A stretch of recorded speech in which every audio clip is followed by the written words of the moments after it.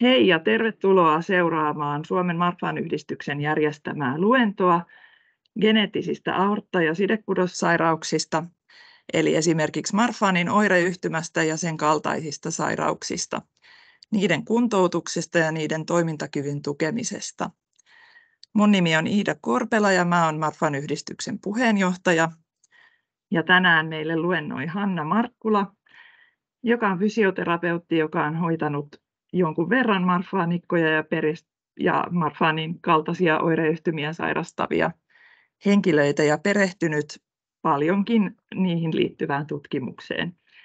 Tämä luento on tarkoitettu ensisijaisesti potilaille ja läheisille täällä, yhdistyksen jäsenille ja muille potilaille ja jäsenille, mutta tästä tulee myös osuus ammattilaisille, muun muassa mitä asioita pitäisi huomioida näiden sairauksien hoitamisessa ja kuntouttamisessa. Varmasti mielenkiintoinen osuus myös. Me kiitetään myös Mars-säätiötä, jolta ollaan saatu apuraha tämän Marfan-yhdistyksen kesätapaamisen järjestämiseen. Eli tervetuloa linjoille, olit sitten mukana etänä tai täällä paikan päällä Imatralla. Kysymykset voitte kirjoittaa chattiin. Hanna vilkaisee niitä. Tässä luennossa on muutaman minuutin tauko. Tauon aikana vilkaisee niitä ja ehkä vastailee jo matkan varrella. Ja lopussa suljetaan nauhoitus ja voitte täältä paikan päältä ja sitten sieltä etänä kotoa kysyä siinä vaiheessa mikrofoni päällä kysymyksiä. Hyvä. Näillä sanoin haluaisin toivottaa Hannan tervetulleeksi. Tosi kiva, että olet päässyt mukaan ja areena on vapaa sulle.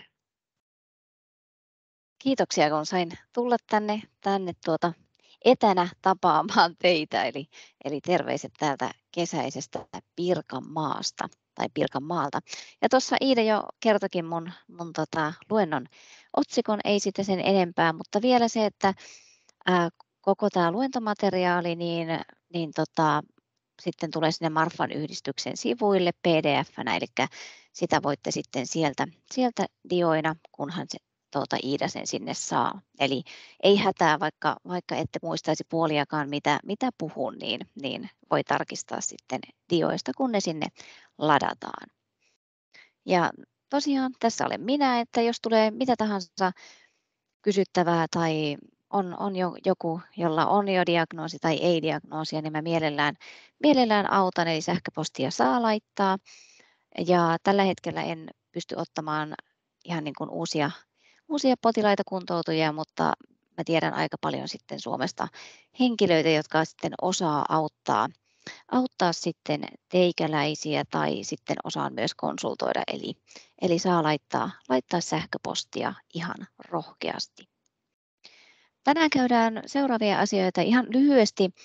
Marfanin oireyhtymän kaltaiset sairaudet, se on teille potilaille varmasti hyvinkin tuttua, mutta meille ammattilaisille taas ei niinkään tuttua. Sen takia mä laitoin tähän alkuun ihan muutamia dioja, että mikä tämä Marfan ja sen kaltaiset sairaudet oikein on. Näiden vaikutus liikunta- ja toimintakykyyn, se on ehkä se keskeisin tässä aiheessa. Ja fyysinen harjoittelu. Mitä voin tehdä, mitä en voi tehdä, mitkä on mahdollisuudet, mitkä mahdolliset rajoitteet. Sitten ihan siitä lääkinnällisestä kuntoutuksesta, eli mitä siellä sitten, jos pääsette fysio- tai toimintaterapiaan, niin mitä siellä sitten osa-alueita, mitä sitten esimerkiksi marfaanikko tai muu sidekunossairastava, niin minkälaisia menetelmiä sitten olisi hyvä käyttää. Sitten ihan lyhyesti loppuun lasten ja nuorten erityistarpeet, koska heillä on kuitenkin ikään ja kehitystasoon liittyvästi sitten vähän erityisiä tarpeita. Apuvälineet, ortoosit, painevaatteet toimintakyvyn tukena on sitten tärkeää. Ja sitten tuolla lopussa on vielä lisätietoa, jota ei käydä luennolla, mutta lähinnä sitten linkkejä ja muuta vinkkejä. Eli kannattaa katsoa dioja sitten sen kiitosdian jälkeenkin. Ihan aluksi, eli materiaali tarkoitettu sekä potilaille että ammattilaisille. Ja joka tapauksessa jokainen teistä on yksilö, eli kaikki sellaiset, mitä yleisesti luennolla tai muualla sitten kerrotaan, niin aina pitäisi kuitenkin sitten suhteuttaa siihen omaan yksilölliseen vointiin ja toimintakykyyn. Eli kaikesta tämmöisestä fyysisestä harjoittelusta olisi todella tärkeää sitten kuitenkin jutella sen oman hoitavan lääkärin kanssa ja sitten myös se kardiologin arvio aina tarpeen mukaan. Eli tässä on tämmöisiä yleisiä ohjeita, mutta jokainen on tietenkin yksilö ja jokaisella on semmoinen yksilöllinen se terveydentilan vaihe, eli minkälaisessa vaiheessa sitten se terveydentila on, niin senkin mukaan se vaihtelee, mitkä liikunta- tai harjoittelumuodot sopii ja mitkä ei.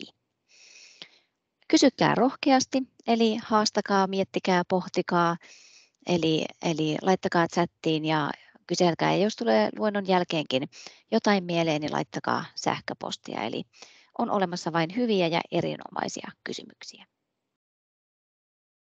No, tässä kun on 10 vuotta näiden harvinaisten ja ultraharvinaisten sairauksien kanssa painiskellut, niin kyllä se tietämys tuolla kentällä on vähän semmoista muffin-syndroomin luokkaa, eli olen nähnyt lääkärin lausunnoissa ja fysioterapeutin lausunnoissa monenlaisia versioita, on Ehlers-Dunlopia ja monenlaisia erilaisia, eli se tietämys alkaa olla siinäkin, että jopa ihan siellä meidän ammattilaisten tekstissä, niin jopa sairauden nimi on kirjoitettu väärin, niin mitä enemmän me saadaan tietoisuutta jaettua näistä harvinaisista sairauksista ja erityisesti sellaisista, jossa me terveydenhuollon ammattilaiset voidaan ihan oikeasti pidentää elinikää, eli tämmöisistä, joissa on piileviä riskejä, jotka eivät näy päälle päin, eli tämmöisiä niin sanotusti näkymättömiä sairauksia, kuten Marfan, vaskulaarinen EDS ja muu, joissa on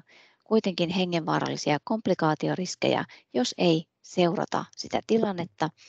Ja jos me taas saadaan kiinni potilaat hyvässä vaiheessa, me pystytään seuraamaan, tukemaan, tekemään ennakoivia, esimerkiksi operatiivisia toimintoja sinne, vaikkapa aorttaan ja muuta, niin me pystytään saamaan tosi hyvin sitä elinikää nostettua huomattavasti ja myös elämänlaatua. No, tämä moniammatillinen yhteistyö, niin me ollaan ehkä tässä Suomessa vielä tällaisessa vaiheessa näiden multisysteemisten sairauksien kanssa, että eri ammattilaiset katsoo vain siltä omalta vinkkeliltä ja tuntuu, että siellä on aika paljon sidekin silmillä, että jos ajatellaan, että tässä olisi nyt sitten Marfan ja sen kaltainen sairaus ja jos vaan jokainen näistä ihan vaan avaisi silmät ja juttelisi keskenään, niin todennäköisesti se alidiagnostiikkakin kehittyisi. Eli mitä enemmän ammattilaiset pystyvät tekemään jo siinä ihan diagnoosin ja siinä selvittelyvaiheessa yhteistyötä, niin sen nopeammin me päästään siihen diagnostiikkaan ja sitten sen mukaiseen hoitoon, kuntoutukseen, seurantaan. Ihan hypermobiliteetista aika usein tuolla erityisesti EDS-puolella niin sekoitetaan jopa se, että hypermobiliteetti ja EDS tai perinnöllinen sidekudossairaus olisi sama asia, mutta näinhän se ei tietenkään ole, vaan hypermobiliteetti on yksi oire, joka liittyy näihin sairauksiin. Ja meillä on tämmöinen niin sanottu Gaussin-käyrä, jossa on normaali nivelten liikkuvuus ja sitten on hyvin jäykkiä ja hyvin notkeita. Ja sitten me tullaan ihan tänne niin kuin missä on vähiten, niin siellä on sitten tämmöistä hankinnaista, eli esimerkiksi voimistelu ja muut urheilulajit, niin siellä saattaa olla hyvinkin suurta nivelten yliliikkuvuutta, mutta ei silti mitään esimerkiksi patologista tai geneettistä syytä. Sitten me tullaan tänne perinnölliseen ja myös näihin ihan harvinaisiin, kuten sitten esimerkiksi EDS, Marfan ja sen kaltaiset sairaudet, eli tänne perinnöllisiin sidekudossairauksiin. Ja perinnöllinen sidekudossairaus vaikuttaa ihan koko elimistöön, kun taas hypermobiliteetti voi olla taas ihan vain ominaisuus. Ja tämä on ehkä se, mistä niin kuin mä lähden, kun ammattilaisia koulutan. Me puhutaan tämmöisestä geneettisten aortta- ja sidekudossairauksien perheestä. Eli tässä on tämmöinen hyvin oireet menee päällekkäin, on vaikea sitten esimerkiksi päästä siihen oikeaan diagnoosiin. Eli tähän kuuluu tosi monia sairauksia, joista yleisimmät on tietenkin nämä Ehlers-Danlosin oireyhtymät tai yliliikkuvuuskirjon oireyhtymät, Marfanin oireyhtymä ja sitten osteogenesis imperfecta ja sitten näitä harvinaisempia, kuten LDS ja muut nämä Marfanin kaltaiset sairaudet. Eli meidän pitää myös päästä sitten siinä selvittelyvaiheessa siihen erotusdiagnostiikkaan ja myös sitten geenitestaukseen, jos tämän lapsen, nuoren tai aikuisen oirekuva vastaa sitten sitä, että tulisi selvitellä sitten tarkemmin myös ihan sitä geneettistä taustaa. Eli tässä on hyvin paljon päällekkäisyyttä ja myös esimerkiksi täällä EDS-puolella niin on paljon kipuilua ollut siitä, että mitkä kaikki kuuluu mihinkä, mutta esimerkiksi EDS-puolella 2017 tehtiin uudet tosi hyvät kriteeristöt ja sitten Marfanissa on ne 2010 Gentin kriteeristö, eli nyt me ollaan päästy paljon tarkempaan diagnostiikkaan. Kuten sanoin, niin sidekudossairaus vaikuttaa ihan koko elimistöön. On tosi paljon kipuja, fatiikkia, dysautonomiaa, sydänverisuonisto, ruoansulatus, silmät, näön ongelmat, ihan luustoon, eli luuston kasvuun, luuston vahvuuteen, luuston muotoon. Sitten ihan urogenitaaliseen, eli siellä on tosi paljon tämmöistä esimerkiksi virtsaamiseen ja muuhun liittyvää ongelmaa saattaa olla. Keuhkojen toiminta, keuhkojen rakenne, tuki- ja liikuntaelin ongelmat, lihaksisto, luuston nivelsiteet, jänteet, tukikudos, sitten neurologisia oireita, eli tässä vaan mainitakseni tämmöisen muutaman.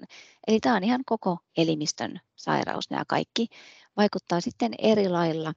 Ja esimerkiksi näissä mistä tänään puhutaan, niin siellä on sitten tosi paljon tätä sydänverisuoniston ja sisäelinongelmaa, mikä tietenkään ei näy päälle päin.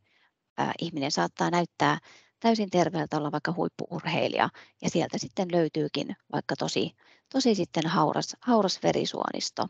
Niin sen takia meidän tulee myös tuntea vastuumme ja katsoa sitten, että ihmiset pääsee sitten ajantasaisesti hoitoon ja lääkärin tutkimuksiin.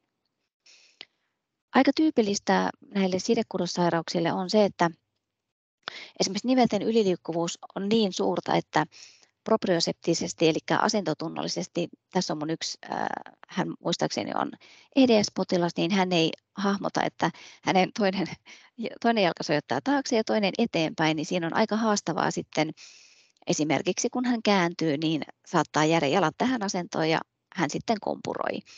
Eli siellä on tosi paljon sitä asentotuntoa, proprioseptiikkaa, niin sen ongelmaa ja ihan siitä johtuen, että sieltä on niin paljon sitä nivelten yliliikkuvuutta.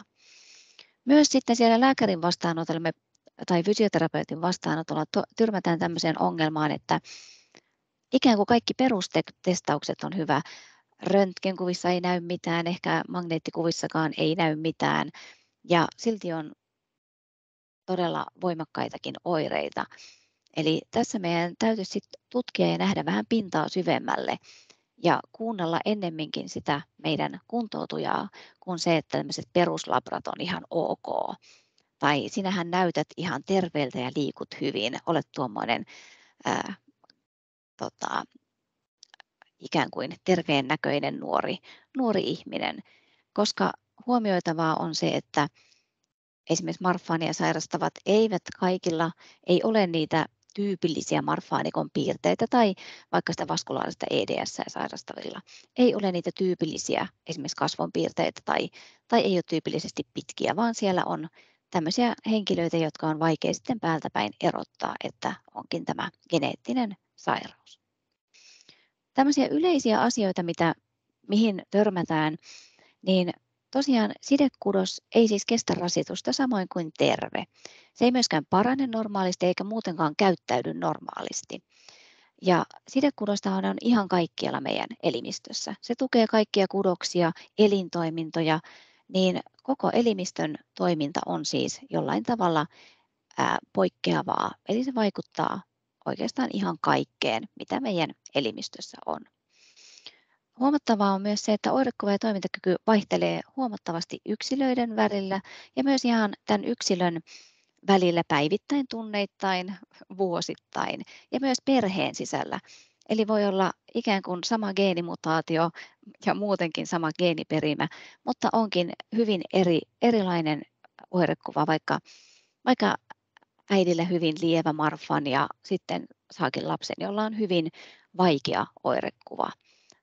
Eli sekin on hyvin tyypillistä, että se ei edes suvussa mene yhtä vaikeaksi kaikilla sitten tässä perimysjärjestyksessä. Hyvin tyypillistä on tämmöinen motorisen kehityksen viivästyvä kömpelyys. Aika monesti nämä lapset on peppukiitäjiä, konttaaminen vaikeaa. Jo ihan sen takia, että siellä on sitä nivelten yliliikkuvuutta, mutta myös ihan siitä lihaksiston tämmöisestä hypotonisuudesta, eli monesti on semmoinen vähän veltompi se lihaskudos, plus sitten tämä mahdollinen pituuskasvu, eli sekin myös sitten lisää sitä liikkumisen hankaluutta. Kehon rasituksen sieto on merkittävästi alentunut, eli aika tyypillisesti nämä sidekudossairauspotilaat kertoo, että en mä tiedä, mistä se vamma tuli. Mä nostin kahvikuppia ja teinköhän mä jotakin, niin kun, että miksi mulla on tämä dislokaatio, eli sijoitaanmeno, tai miksi yhtäkkiä tulee rasitusvamma ihan normaalista arkielämästä. Ja tosiaan saattaa tämmöinen kuntoutuja sanoa, että mulla on ihan hirveän jäykkä selkä ja kiristää joka paikkaa, ja sitten mä pyydän tämän perus, että taivutapas kämmenet, polvet suoraan kämmenet lattiaan, niin hän saa vaikka kyynärpäät lattiaan, tai muuten on hyvin notkea. Eli siellä saattaa silti olla sitä jäykkyyden tunnetta, vaikka kaikki näyttäisi olevan niin kuin hyvin niin kuin joustavaa.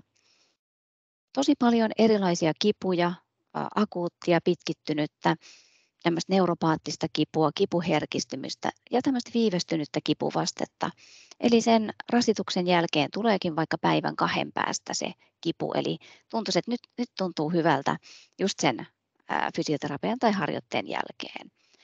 Tyypillisesti tämmöiset staattiset, eli paikalla olevat asennot vaikeita tai toistoja sisältävät, eli pitkään seisominen, istuminen tai sitten joku tämmöinen hyvin niin kuin tämmöinen liukuhihnatyö tai muu, missä tehdään tosi paljon samaa, vaikka pidän sukujuhlat ja pitää kuoria 20 perunaa, niin se on jo niin kuin hyvin haastava toistoaktiviteetti. Ja paljon tätä tasapainon koordinaation asentotunnon ongelmaa. Aika tyypillisesti, kun mä oon ollut vaikka puhumassa EDS-potilaille tai muille vastaaville, niin nämä kyllä tunnistaa sieltä, että ne nojailee seiniin ja nivelsiteisiin vähän niin kuin tämmöinen roikkuu nivelsiteiden varassa. Ja erityisesti siinä vastaanoton aikana moni uupuu, eli saattaa jo istua siinä aluksi ihan hyvin, mutta sitten valahtaa sinne tuolille ja erilaisia tämmöisiä tapoja sitten löytää nivelille tukea, eli hyvin tämmöisiä persoonallisia istumis-seisomisasentoja. Aika tyypillisesti nämä sairaudet siis rajoittaa voimakkaasti elämää. Ja tässä on tämmöisiä muutamia ehkä teidänkin elämää niin kuin kuvaavia asioita. Eli siellä on paljon haasteita, mitä niin sanotusti terveet eivät ymmärrä, että minkälaisten asioiden kanssa joutuu painimaan. Että nyt olikin tämä jäätelö liian jäässä ja rannevamma tuli sitten 3 kuukaudeksi, kun yritin vaan sitä ottaa sieltä itselleni jäätelöä. Saatikka sitten, jos marfaanikko tai muu joutuu kesäksi jäätelökioskille töihin, niin ihan varmasti sieltä on jännetupen tulehdus sitten tuloksena. Eli tässä on paljon semmoisia arjen haasteita. No mitä me sitten siellä vastaanotolla meidän pitäisi osata havainnoida? Tässä on aika monesta eri sidekudossairaudesta tämmöisiä tyypillisiä, eli iho on yleensä erilainen, se voi olla kuultava, heikko, hauras, venyvä. Saattaa tulla tämmöisiä aika tyypillisesti Marfan tyyppisiin liittyy tämmöiset arvet, eli striat nuorella iällä jo tulee Eli myös ihan tämmöisille nuorille miehille tai synnyttämättömille tai muille, joilla ei ole esimerkiksi ollut valtavaa painon pudotusta. Sitten me nähdään röntgenkuvissa, eli tässä on esimerkiksi tämä Duran ekstasia, eli siellä saattaa sitten ihan, jos otetaan röntgenkuvakin, niin päästä jäljille.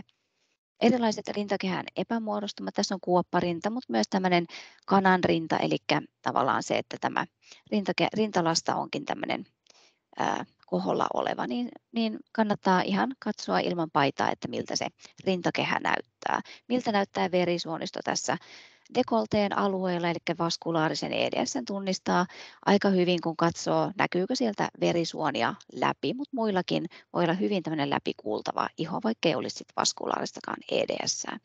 Tyypillistä dysautonomiaa, eli kun kuntoutuja seisoo pitkään ilman kenkiä ja sukkia, niin saattaa tulla tämmöiset sinertävän punertavat jalat ja huono olo.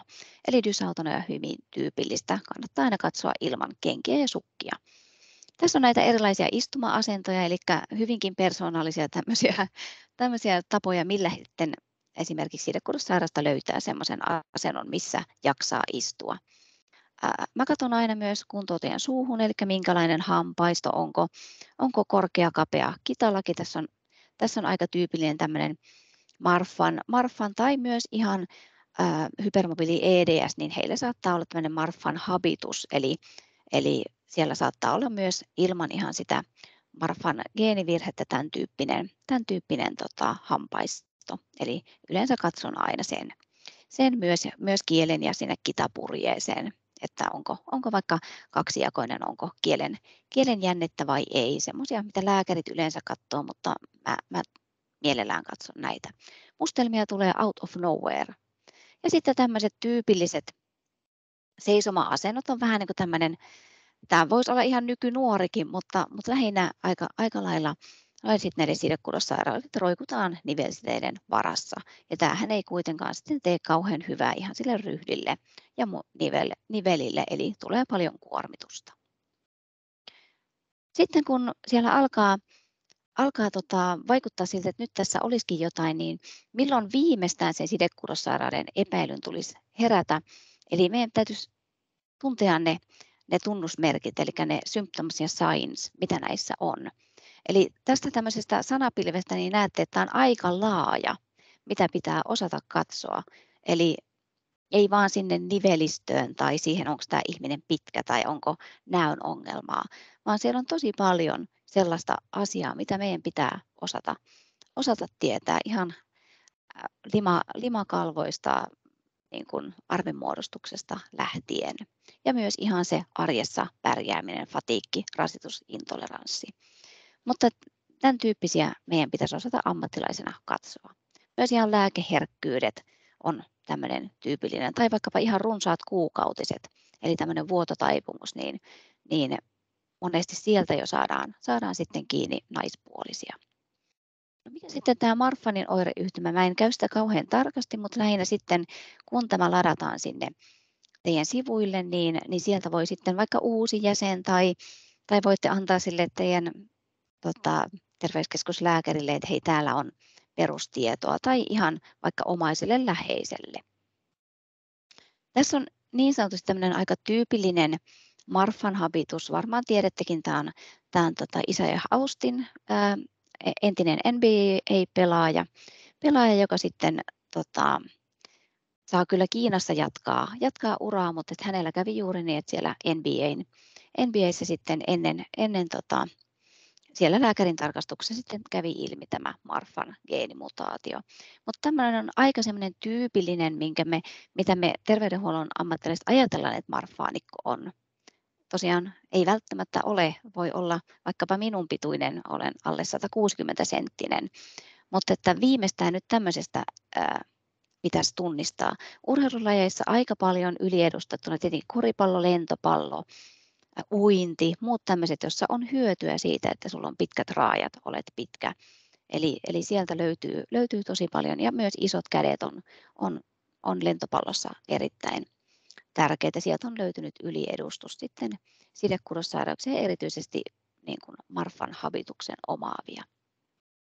Tässä on sitten tämmöisiä tyypillisiä, eli tämä peukalo sain ja sitten tämä rannemerkki, mitä mä vastaanotolla katon sitten, että onko tämmöistä sormien pituutta ja sitten ihan mikä se on se kantapään nilkan asento. Mutta että lähinnä se myöskin katsotaan sitä vartalon mittasuhteita, raajojen pituus suhteessa sitten keskivartaloon. Myös silmien kunto, eli onko voimakasta likitaittoisuutta tai muuta. Ja myös selän asento, skolioosi, kyfoosi, eli tämä aika tyypillisesti korostunut Marfan tyyppisillä. Ja sitten samalla katson sitä ihon kuntoa. Tosiaan Gentin 2010 kriteeristöä nyt sitten Genepolilla käytetään, toivottavasti varmasti Suomessakin käytetään jo. Mutta tosiaan nämä vaikuttaa sydämeen, verisuonistoon, keuhkoihin, silmiin, luustoon, ihoon. Tällä hetkellä esiintyvyys olisi se 1:5000, mutta kuten te kaikki tiedätte, on hyvin alidiagnosoitu. Eli Suomessa arviolta se 500-1000 marfaanikkoa, mutta ihan varmasti on enemmän. Eli meidän pitää olla tarkempia siellä kentällä. Eli meidän fysioterapeuttien, lääkärien, terveydenhuollon ammattilaisten.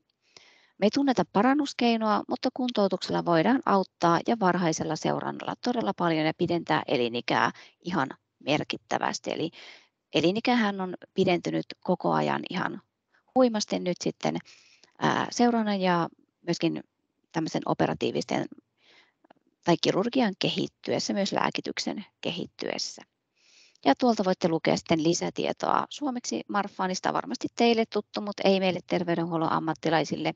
Ja sitten myös näistä on tutkimustietoa ja erityisesti sitten lopussa löytyy linkkejä.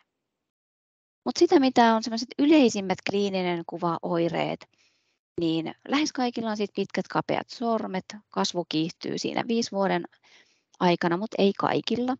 Ja tosiaan pitkät raajat suhteessa vartaloon. Tämä lihaksiston nopea väsyminen on tärkeä ja sitten pitäisi ihan katsoa se selkärangan ja lantion magneetti, jotta voidaan katsoa se duuran kunto. Myös sitten pitäisi aina tutkia se aortan kunto, sydämen kunto, eli katsoa ihan se sydämen ultraääni ja kaikki muut tarvittavat. Myös silmäoireet, eli sieltä katsoo ne vakavammat silmäoireet, eli seurataan, jos on vaikka kaihia, glaukoomaa ja myös nämä verkkokalvon irtoamisriskit ja muut ottaa huomioon, eli hyvä silmälääkäri mukana. Tämmöisiä hyvin tyypillisiä, mistä sitten voidaan saada kiinni. Ja miksi mä haluan tämän vaskulaarisen EDS nostaa esiin on se, että tässä on tosi paljon sellaisia henkeä uhkaavia komplikaatioita, eli meidän täytyisi saada nämä potilaat kiinni. Ja heilläkään ei aina ole ne tyypilliset kasvonpiirteet tai tyypillinen, eli sitä ei aina päälle päin näy. Ja tämäkin on alidiagnosoitu. Arviot menee siinä 1:50 000 tai 1:200 000 sillä välillä. Ja tässä on aika lailla samoja ongelmia kuin Marfanissa, mutta vielä hauraammat niin kuin sisäelimet, eli täällä on aika tyypillistä sitten, että tämä sairaus todetaan vasta siinä vaiheessa, kun tulee se massiivinen henkeä uhkaava veren sisäelinvuoto. Eli sen takia on tärkeää, että me saataisiin seurattua ja että näillä olisi tämä riskiranneke. Ja elinikä on tässä vielä huomattavasti sitten normaalia alhaisempi ihan sen takia, että siellä on sen verran hauraat ne sisäelin- ja verisuonisto. Mutta tätä mä yritän kaikissa mun luennoissa, että ainakin tunnistettaisiin ne tyypilliset kasvonpiirteet, mistä voisi nämä tunnistaa nämä potilaat. Sitten otan vielä tämän Loeys-Diezin oireyhtymän ihan sen takia lyhkäisesti, että tässä on Marfania suurempi, siis aortankaaren ja sepelvaltimoiden dissekoitumisriski, eli vielä tarkemmin pitäisi seurata sitä aortan tyven laajentumista ja yleensä myös se kirurginen tai operatiivinen toiminta tehdään sitten aikaisemmassa vaiheessa kuin Marfanissa, mutta prevalenssikaan ei ole, eli esiintyvyys ei ole tiedossa, eli sen verran harvinainen. Mä oon nähnyt lukuja, että alle 1:100 000, mutta en voi mitään sellaista kattavaa arviota, mutta varmasti tämäkin alidiagnosoitu, koska on sen verran harvinainen. Mutta tässä on 6 eri alatyyppiä, niin sekin vielä vaikeuttaa sitä diagnostiikkaa, mutta kannattaa myös erotusdiagnostisesti ottaa meidän tämä huomioon. Sitten sinne fyysiseen harjoitteluun. Keho ei aina halua sitä, mitä sitten aivot haluaisi, eli siellä lihaksisto, jänteet, luustot, fatiikki on aika usein esteenä, eli ihan jo ne fyysiset syyt. Mutta tässä on myös ihan se, että ihan yksinkertaisesti tiedon puute. Liikuntaan liittyy paljon epävarmuutta, mitä mä voin turvallisesti tehdä. Lääkäri saattaa sanoa, että no harrastelet nyt semmoista kevyttä liikuntaa ja korostetaan ennemminkin sitä, että varo tuota, älä vaan tee tätä. Ja sitten jätetään aika usein potilas sinne yksin, että no, mitä mä sitten saan tehdä, että saanko mä edes kävellä tai mitä se kevyt on ja missä mun sydän kuormittuu tai lapsen.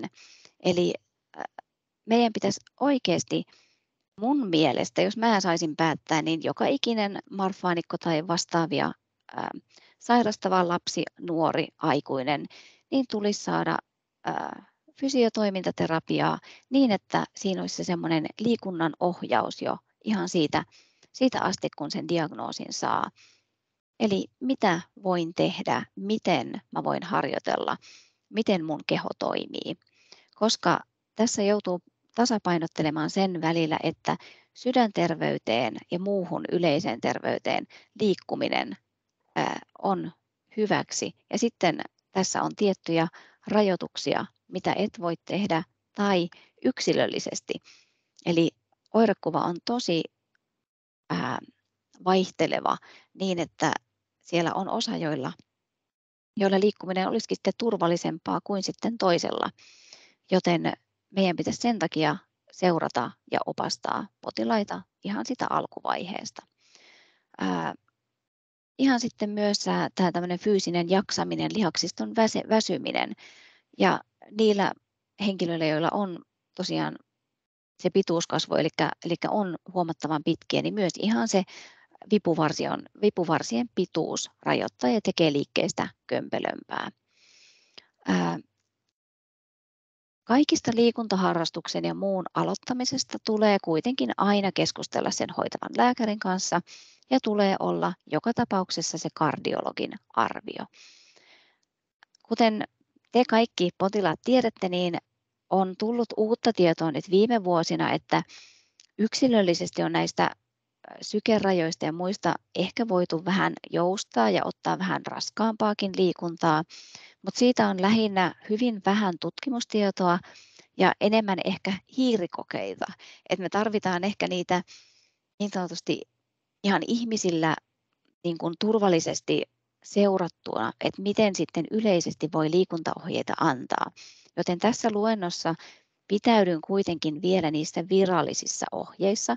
Ja jos esimerkiksi se aortan tilanne ja muu sydäntilanne on hyvin stabiili, ollut jo pitkään, niin silloin yksilöllisesti lääkärin kanssa voidaan sitten taas tapauskohtaisesti miettiä, että voidaanko sitten niistä yleisistä niin kuin rajoituksista tai raameista joustaa. Joten käyn tässä ihan ne perus niin kuin tiedot, vaikka tiedetään, että tässä ehkä tiede kehittyy. Mutta sykkeen tulisi olla siis ilman beta-salpaajaa alle 110 lyöntiä ja beta-salpaajan kanssa alle 100 lyöntiä per minuutissa, kun on se rasitus, ja noin puolet, eli 50% siitä maksimaalisesta suorituksesta. Ja tämmöisiä voimakkaita ponnisteluja vaativa kuormitus, niin sitä tulisi välttää. Ja myös tämmöistä, missä tulee voimakkaita niin kuin paineenvaihteluita.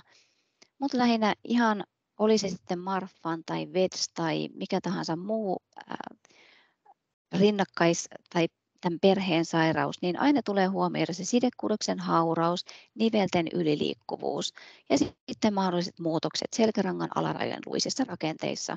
Eli esimerkiksi mitenkä vaikea skolioosi on ja kuinka paljon se sitten vaikuttaa ihan keuhkojen toimintaan.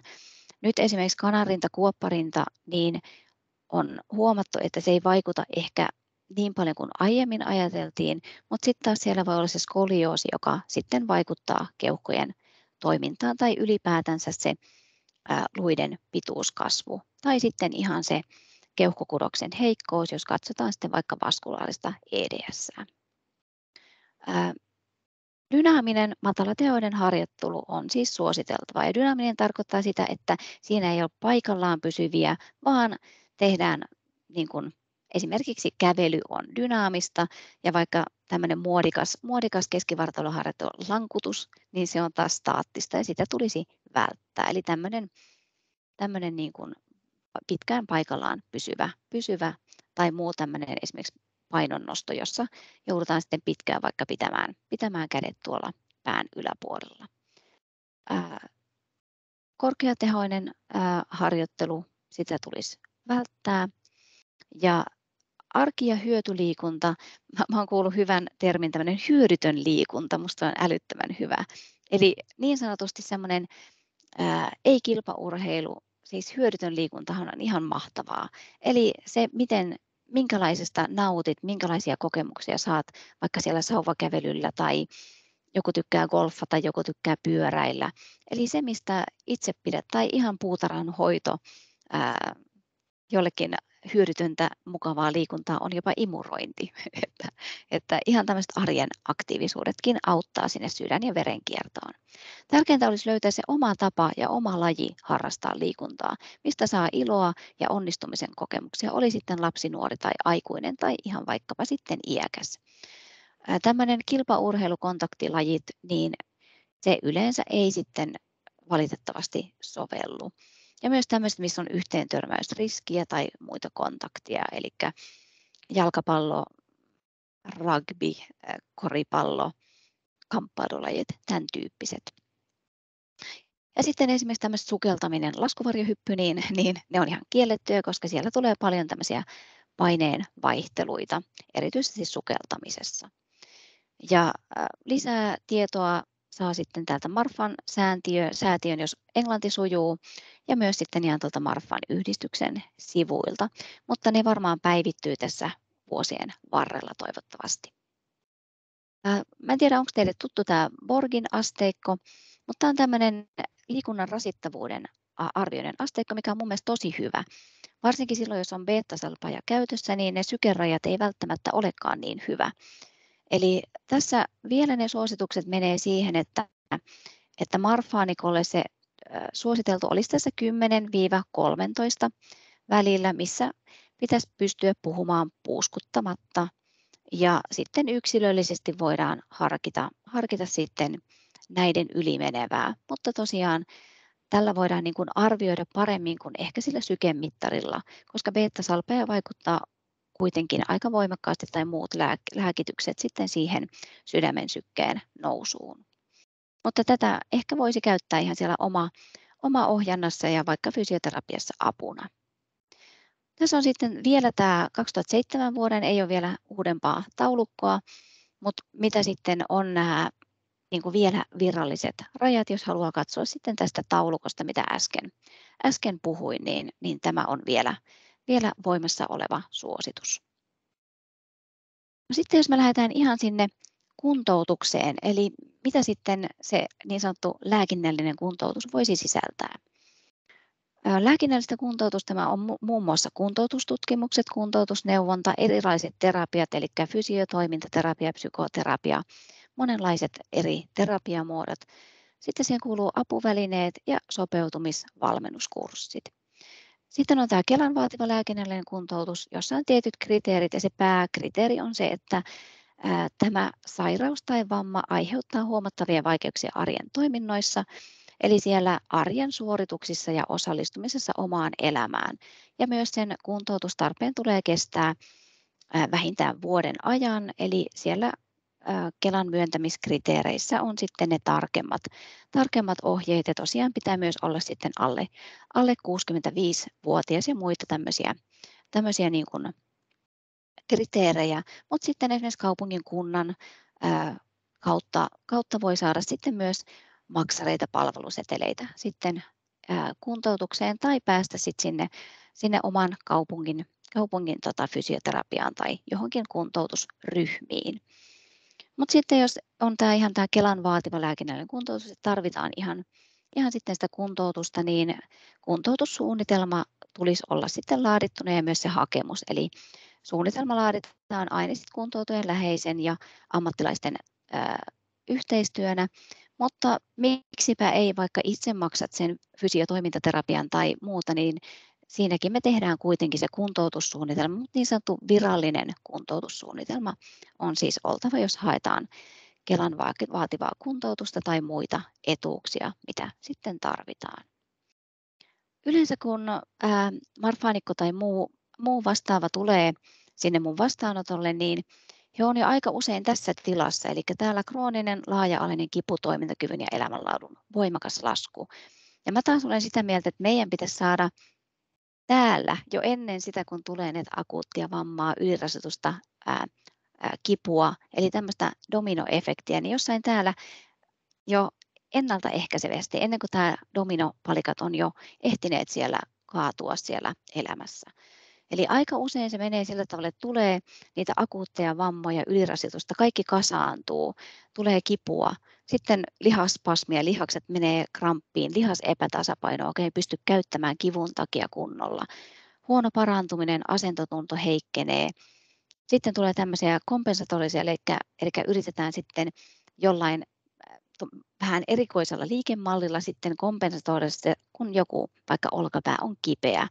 Voi tulla liikkumisen pelkoa, koska esimerkiksi se kumartuminen sattuu tai tuli huono olo siitä, kun tein jotain tiettyä harjoitetta tai tuli rasitusvamma, kun kävin siellä kuntosalilla Hannan ohjeen mukaan.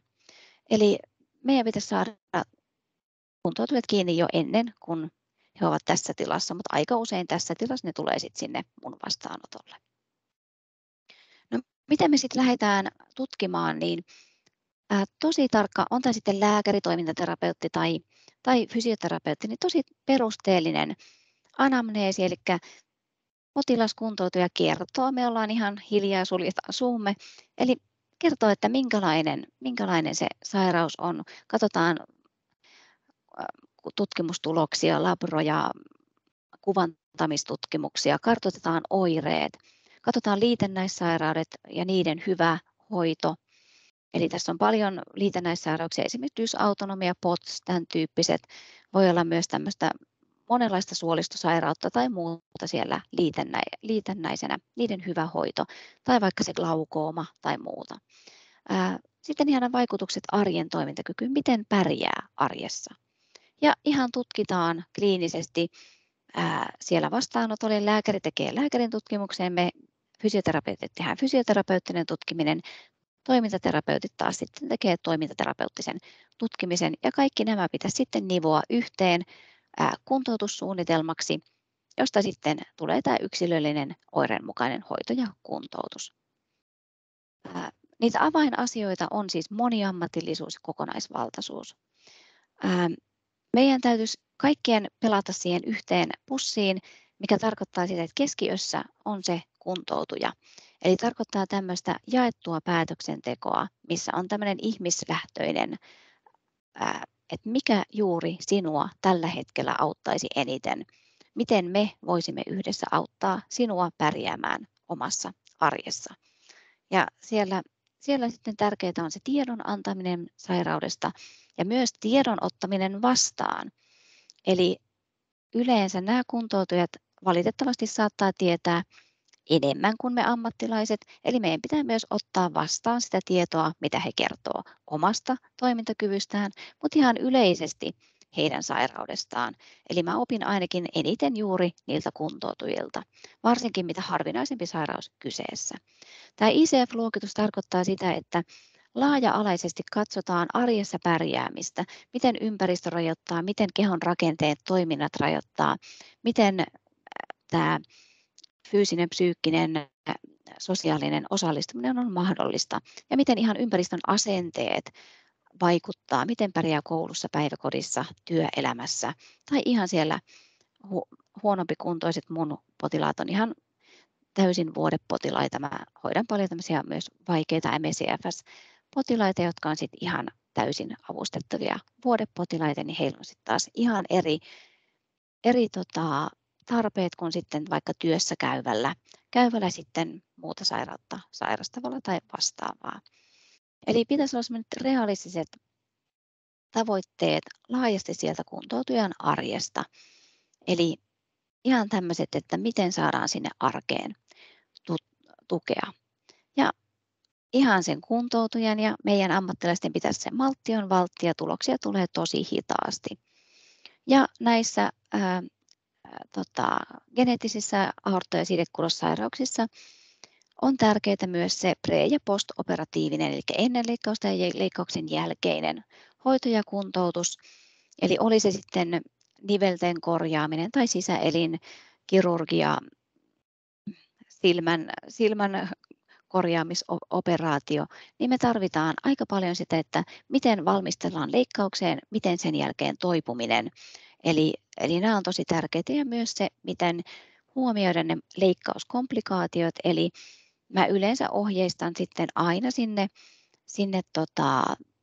niin kuin kirurgiseen toimenpiteeseen, vaikkapa aika hyvin mun mielestä VETS-potilaat ja Marfan-potilaat ehkä osataan seuloa, mutta myös jos on ihan hypermobiili Ehlers-Danlosin oireyhtymä, niin yhtä lailla heillä voi olla massiivisia sisäelinvuotoja sitten leikkauksessa, joten sen takia niin kun synnytyksiin ja muihin ohjeistan sitten, laitan semmoisen pienen lausunnon, että tällä on tämmöinen geneettinen sairaus ja vuotoriski.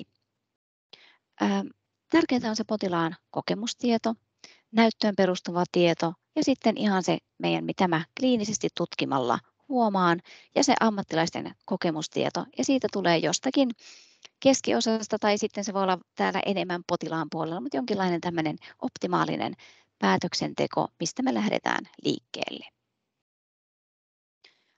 Sitten kun me haastatellaan, tutkitaan näitä kuntoutujia, niin meidän pitää myös ymmärtää, että aina se meidän ammattijargon niin ei menekään perille. Mulla oli tämmöinen sukututkimus käynnissä, oli epäily tämmöiseen harvinaiseen perinnölliseen sairauteen ja sitten he oli kyselleet sitten sukulaisilta, että oletko yliliikkuva. Eli tämmöinen selvitys, niin yksi oli sitten vastannut, että kyllä, olen aina ollut hyvin liikunnallinen. Eli sekin, että se yliliikkuvuus, niin se ei välttämättä ole kaikille kuntoutujille. Et meidän pitää myös niin kuin ymmärtää, että me puhutaan samaa kieltä. Joten joudutaan välillä sitten, että oikein hyvä, että liikunnan harrastaminen on hyvä, mutta mitenkäs ne sinun nivelet. Eli meidän pitäisi oikeasti niin kuin havaita, että tulemmeko ymmärretyksi ja erityisesti tuleeko se kuntoutuja ymmärretyksi meidän puolesta. Haastattelussa kannattaa käyttää tosi paljon aikaa. Mä käytän usein oirekipupiirrosta. Tässä on yhdestä tutkimuksesta, muistaakseni hänellä taisi olla klassinen EDS, mutta ihan sama onko se Marfan tai onko se mikä tahansa, niin se kipupiirros, niin vapaasti kun kuntoutuja sinne piirtelee, niin kyllä se on aika täynnä kaiken näköistä. Ja mä pyydän aina, että suttaile mitä tahansa sinne, ihan kaikkea mitä mieleen tulee, niin me päästään liikkeelle, että ahaa, että sä oot piirtänyt tänne tämmöistä rastia ja tänne tämmöistä punaista ja käytä värejä ja niin kun, piirrä sinne, mikä sulle on tärkeää. Ja myös sinne uskaltaa ehkä paremmin sit kertoa vaikka sellaisia henkilökohtaisempiä asioita, kuten vaikka niitä urogynekologisia vaivoja, niin päästään helpommin sitten myös niin kuin keskusteluun semmoisista vähän niin kuin, ei niin helposti keskusteltavista aiheista, niin kuin, tai vaikka seksuaalisuustoiminnoista. Tärkeää on ehkä se, että mä kysyn ehkä 3 kysymystä. Mistä on aiemmin ollut apua, mikä ei ole auttanut ja mikä on pahentanut. Niin sieltä pääsee aika hyvin liikkeelle. Ja sitten mä pyrin aina lähtemään siitä, että mistä on aiemmin ollut apua. Niin sieltä on aika niin kuin hyvä lähteä. Ja voi myös kysyä vaikkapa, että mihin 2 asiaan haluaisit saada muutoksen elämässä.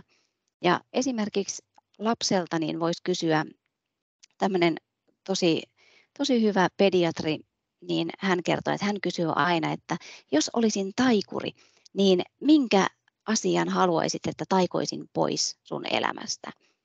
Ja sitten lapsi voi sanoa, että no, että vaikka sen, että mä pystyisin vaikka pelaamaan sitä jalkapalloa. Sitten me voidaan pohtia, että miten me voitaisiin niin kun selittää se, että no, mä en ole taikuri, että mä en pysty tätä nyt taikomaan pois, mutta että voitaisiin vähän miettiä, että miten mä voisin kuitenkin auttaa, että mikä olisi sitten siinä, että löytyisikö jotain muuta, joka olisi sitten hyvä sulle, mutta että voidaan lähteä sitten lapsen kielellä, tai miksei aikuisellekin, niin sehän on ihan hyvä lähtökunta, että jos mä olisin taikuri, niin mitä toivoisit, että taikoisin pois? Tutkimisessa aika lailla diagnostiikka viivästyy sen takia, että meitä terveydenhuollon ammattilaisena aina ajattelemaan niitä yleisiä sairauksia. Eli sen takia esimerkiksi EDS-potilailla on tämä zebra, koska lääkärin koulutukseen kuuluu, että jos kuulet kavioiden kapsetta, niin ajattele aina, että se on hevonen eikä sitten zebra. Eli sieltä tulee esimerkiksi tämä zebra-eläin, mikä on sitten siellä tunnuseläin, mutta se sopii kaikkiin harvinaissairauksiin. Eli täällä on tämä tämmöinen lääkärit safarilla, niin vaikka siellä näkyy se, että nyt niin kuin oikeasti avaa silmäsi, että kyllä tässä nyt on jotain häikkää, niin silti saattaa olla, että no ei tässä nyt sitten, että sinulla nyt on vaan vähän kasvukipuja. Että aika usein mä kuulen sidekudossairaalla, että lapsena on epäilty näitä, ja äidilläkin oli kasvukipuja tai isällä, niin siellä saattaa olla koko suku, jolla on niitä kasvukipuja. Ja ei enää välttämättä tiedä sitten, kun on tottuneet siihen, että elämä on sitä. Että mä kuulen aika paljon sitäkin, että mä luulen, että kaikilla lapsilla on se, että aina kun kävelee, niin sattuu tosi paljon. Että se on niin normaalia arkea sitten kun on lapsesta saakka sitten kuitenkin ongelmia. No miten me sitten tutkitaan siellä vastaanotolla, niin ehkä se keskeisin on se, että kuuntele, älä vääntele. Ja ennen kuin pidetään pieni paussi, niin mä ehkä tästä tutkimisesta nostan muutaman asian. Niin keskeistä on se, että tutkittaisiin niin kuin osissa ja sensitiivisesti. Eli ei kaikkea, tässä on tosi paljon asioita, mitä meidän pitää niin kuin selvittää, mutta että lähdetään ihan esimerkiksi siitä perusliikkumisesta, perusasennosta, havainnoidaan, miten se jaksaa se kuntoutuja siinä vastaanotolla istua, miten hän kävelee, miten hän liikkuu, miten hän toimii. Ja sitten ihan katsotaan kehon mittasuhteet, verenpaine, syke on tosi tärkeä. Ja sitten ihan testataan, mä katson aina sen autonomisen hermoston toiminnan häiriön neurologiset testit, tsekkaan ihon, miltä se näyttää, venyykö, tuleeko mustelmia. Ja aina se, että ratkaisevaa on sen kuntoutujan asiakkaan tuntemus. Ja meidän täytyy huomioida se, että tämmöinen normaali lainausmerkeissä tutkiminen saattaa romahduttaa toimintakyvyn. Eli sen takia enemmän kuunnellaan kuin väännellään. Ja myös se, että aika usein mä kuulen, että mitä harvinaisempi sairaus, niin sinne halutaan sitten se fysioterapeutti-luokka katsomaan sitä kuntoutujaa, niin myös se kunnioitus, että haluatko sä olla se että huoneeseen tulee katsomaan, että kuinka paljon nyt ne nivelet liikkuu tai minkä näköinen nyt tämä iho on. Että myös semmoista sensitiivisyyttä sinne. Ja jos on jo tutkittu esimerkiksi Betonin kriteerit tämmöiseltä, eli nämä yliliikkuvuuskriteerit tai peukalotesti, rannetesti, niin ei niitä tarvitse jokaisen uuden lääkärin tai fysioterapeutin tutkia, että voi kyllä luottaa siihen, että kollega on jo testannut ja saa 9/9, niin se on kanssa myös semmoinen, että ei uudestaan ja uudestaan niitä samoja asioita sitten testata. Toki sydän, verenpaine, syke, niitä kannattaa seurata ihan joka kuitenkin kontrolleilla.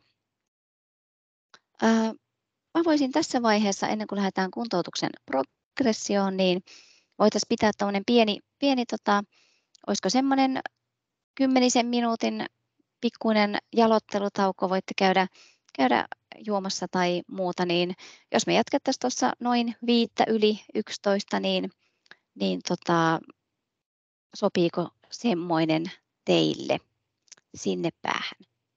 Kiitos Hanna, tämä sopii oikein hyvin. Mä jätän tämän nauhoituksen siksi aikaa päälle, mutta mikrofonit on kaikilta osallistujilta suljettu ja me suljetaan täältä ja Hanna myös sieltä, niin jatketaan 5:11. Kiitos.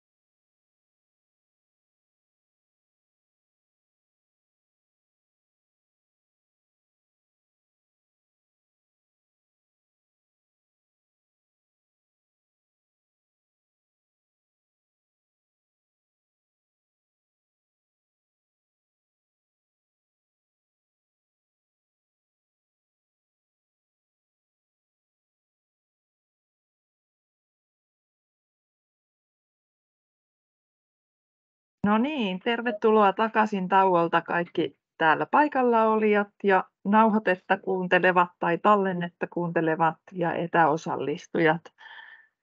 Ja Hanna, jatketaan vaan. No niin, tervetuloa tauolta minunkin puolestani. Nyt päästään sinne, mitä sitten voisi olla se kuntoutuksen progressio eli eteneminen. Ehkä kaikkein keskeistä on, että pyritään, ettei rikota mitään matkan varrella, mutta kyllähän se on niin, että semmoisiin toistuviin takapakkeihin tulee varautua, eli monenlaista siinä sitten siinä kuntoutusprosessissa ja muualla sitten käy, eli siinä on monenlaista haastetta. Mutta miten se voisi lähteä liikkeelle on se, että ensin tietenkin selvitetään, mitä juuri tämän kyseisen kuntoutujan kohdalla on turvallinen kuntoutus juuri sillä hetkellä hänen elämässään ja terveyden tilanteessaan. Ja katsotaan ne red flagsit, eli punaiset liput kuntoutuksen kannalta juuri sillä hetkellä ja juuri sillä ihmisellä. Eli hyvin yksilöllisiä, mutta tietenkin on myös sairausperusteisia rajoituksia. Sitten katsotaan, että minkälaista, tarvitseeko fysiotoimintaterapiaa, muita tukipalveluita, eli tämmöinen alkukartoitus. Sitten kun me ollaan siellä ihan siinä fysioterapiassa, niin ensimmäisenä pitää katsoa mahdollisimman hyvään tasapainoon se kivunhoito. Eli jos siellä kuntoutujalla on tosi paljon kipuja, niin harjoittelu on tosi vaikeaa, eikä lihakset aktivoidu oikein, ei pysty käyttämään lihaksia sillä tavalla kuin kuntoon. Eli aloitetaan kivunhoidosta. Toinen, mitä aloitetaan siinä samalla, on, jos on tätä autonomisen hermoston toimintahäiriötä, niin sekin tulisi sitten saada hyvän hoitotasapainoon ennen kuin sitten aletaan niin sanottu normaali harjoittelu ja sitten myös se arjesta jaksaminen, eli tämä fatiikin hoito, eli ne on sellaiset kolme, mitkä siinä alussa olisi hyvä katsoa. Sitten me lähdetään ihan siitä kehon biomekaniikasta, nivelten suojaamisesta, nivelten linjauksesta, hyvä asento, ryhti, minkälaisia ortooseja tarvitsee, apuvälineitä ja niiden käytön ohjaus, eli miten milloin käytät, mitkä hyödyttäisi juuri sinua. Ja myös katsotaan niihin lausunnot, että saa tarpeen mukaan maksareita. Sitten katsotaan asentotuntoa, lähdetään motorisen kontrollin harjoitteisiin ja yritetään sitten saada relaksoitua niitä suojaspasmissa olevia, eli yleensä pinnalliset lihakset on se, millä tehdään semmoinen suojapanssari sitten, jonka varassa liikutaan. Erityisesti kun on kyseessä tämmöinen sidekudos tai yliliikkuvuus oireyhtymä. Sen jälkeen voidaan lähteä voimaharjoitteluun sen sairauden rajoissa, katsoa, että lihasten joustavuus on hyvä, eli tarvitaanko, tämä on tämä yleinen kysymys, saako venytellä, ja aerobinen harjoittelu, minkälaista aerobista harjoittelua pystyy tekemään. Ja sitten keskeistä on se, että kaikkien näiden harjoitteiden asennon linjauksen integroiti sinne arkeen, eli arjen toimintoihin, ihan että miten imurointi sujuu, miten koiran ulkoilutus, miten kaikki tämmöiset arjen toiminnot, miten työ sujuu, opiskelu, mikä onkin sen kuntoutujan arkea, tai lapsella leikki tietenkin siinä keskeisenä. Ja sitten keskeisenä on siinä nämä pahenemisvaiheiden hallinta ja leikkauksista kuntoutuminen tai valmistautuminen. Menetelmien sen enempää tässä muuta kuin, että mitä käydään ehkä tässä vähän läpi, niin keskeistä on myös nämä coping-strategiat, eli miten elää tämän pitkäaikaisen pysyvän sairauden kanssa. Allasterapia sopii monille, eli sitä nyt en sen enempää tässä esittelen, sen takia nostan tämän esiin ja pieni hetki.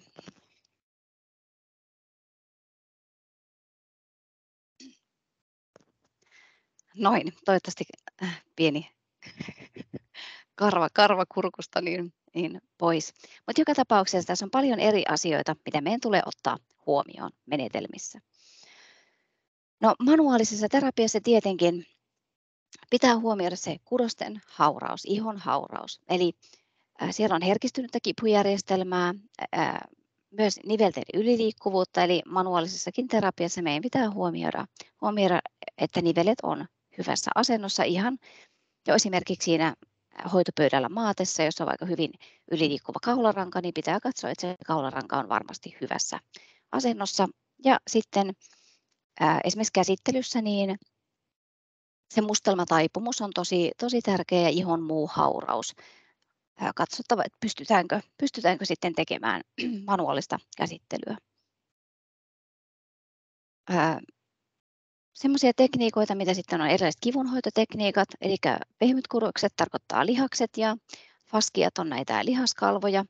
Sitten käydään ihan nivelten hermokudoksen mobilisaatio, eli tarkoitetaan tämmöisiä erilaisia liikehoitoja. Ja sitten triggerpisteet on tämmöisiä kipupisteitä, mitä lihaksistosta löytyy, eli niitä voidaan sitten vapauttaa. Ja monella toimii myös lymfaterapia aika hyvin. Ja kuten sanoin, niin enemmän on kyse liikekontrollin ongelmista kuin hypermobiliteetista. Eli tässä on aika tyypillinen tämä seisoma-asento, polvet yliojennuksessa ja hyvin matala jalkaholvi. Ja sitten tämä on tämmöinen vähän pikkusen Marfan habituksen omaava headspot-potilas. Ei toki huomaatte, että ei ole raajoissa sitä pituutta, mutta hyvin tämmöinen hoikkarakenteinen, linnunluinen kuntoutuja, niin kun hän kyykkää yhdellä jalalla, niin tässä näkyy, että kuormitusta tulee. Eli sinne tarvitaan ihan ehdottomasti hänelle sitten tänne pohjalliset ja muut ortoosit tuet, koska tällainen ei sitten tue mitään liikemalleja sitten esimerkiksi kävelyssä, jos ajattelee, kun hänellä tapahtuu näin sitten yhden jalan pienessä kyykyssä. No, harjoitteluterapiasta niin se keskeinen on tietenkin se sydänkuntoutus, mikä pitää aina huomioida ihan kaikessa. Eli mitä tahansa harjoittelua, niin siinä pitää huomioida ne sydänkuntoutuksen erityispiirteet. Ja niitä ei voi unohtaa, oli sitten voimaharjoittelusta tai allasterapiasta tai painevaatteista kyse. Mutta lähinnä se, että kaikenlainen harjoittelu ihan nivelen keskiasennossa, mutta myös ääriasennoissa on tärkeää. Mutta se, miten me yleensä edetään, on se, että lähdetään niin kuin eristetyistä liikkeistä, eli yhden nivelen. Esimerkiksi katsotaan, että miten pystyy seisomaan hyvässä asennossa, miten liikuttaa vasenta kättä, eli ei lähdetä heti semmoisiin monimutkaisiin harjoitteihin.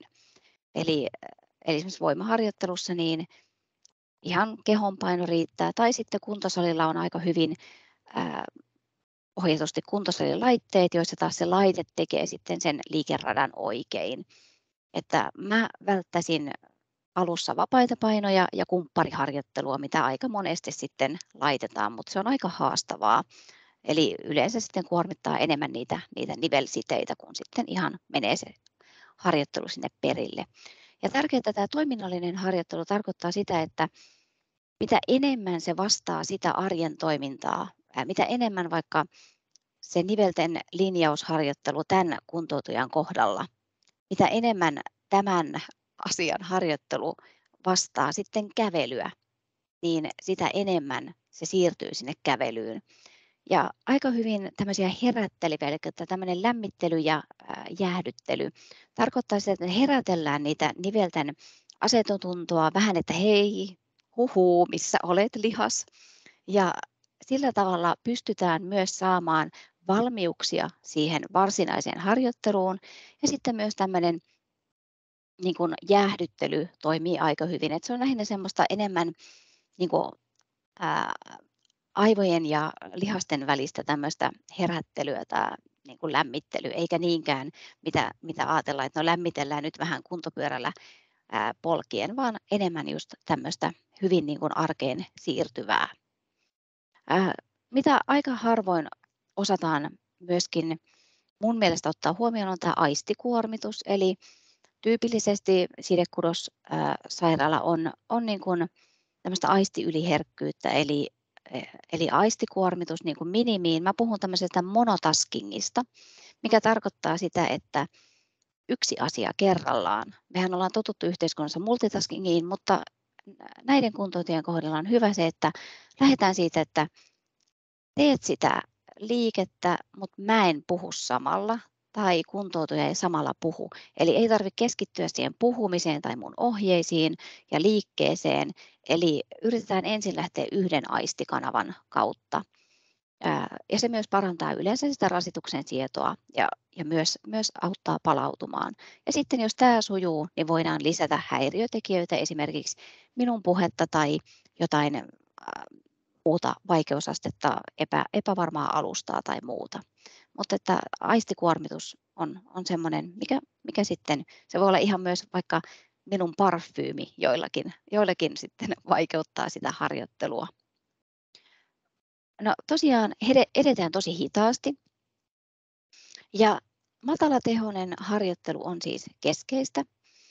Tämä feedback tarkoittaa sitä, että kannattaa käyttää ihan niitä terapeutin käsiä. Se manuaalinen ohjaus tarkoittaa, että mä ihan käsin ohjaan sitä liikemallia. Harjoitteet jotkut tykkää saada videolla ennemmin kuin niitä tikkuukkoina, että näkee itsensä tekemässä sitä harjoitetta. Käytän paljon peiliä, eli katsotaan ihan peilistä, miten se sujuu, miten ne polven linjaukset menee. Ja sitten voidaan käyttää ihan tämmöistä kinesioteippausta, eli asentotuntoa parantavana kinesioteippausta, tai muita ortooseja painevaatteita, josta sitten keho saa sitten ulkopuolelta sitten feedbackia. Mutta kannattaa käyttää näitä hyväksi. Ja aika usein lähdetään ihan selinmakuulla painoa kantamattomista alkuasennoista. Ihan vaan, että miten pystyt selinmakuulla polvet koukussa hengittämään, miten se sujuu. Ja sitten lähdetään kohti pystyasentoa. Ja tämä proksimaalinen tarkoittaa siis täältä läheltä keskivartaloa, distaalinen tarkoittaa sitten täältä lähellä sormia ja nilkkoja.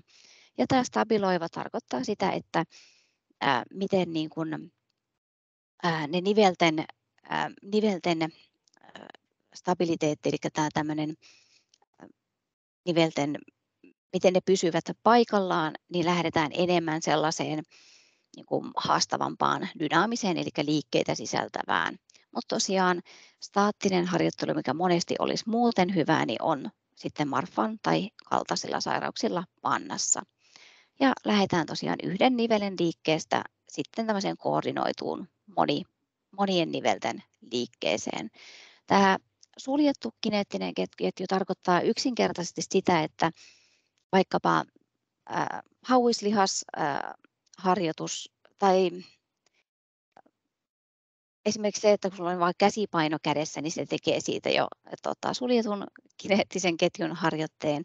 Ja sitten taas avoimen on sellainen, missä vaikkapa sillä kumpparilla teet, mutta lähinnä suljetun kineettisen on aika hyvin siellä kuntosalilaitteilla, mutta ne on yleensä helpompia kuin sitten tämmöiset, että sä yrität hallita sitä vaikeaa kumpparia pitkillä raajoilla.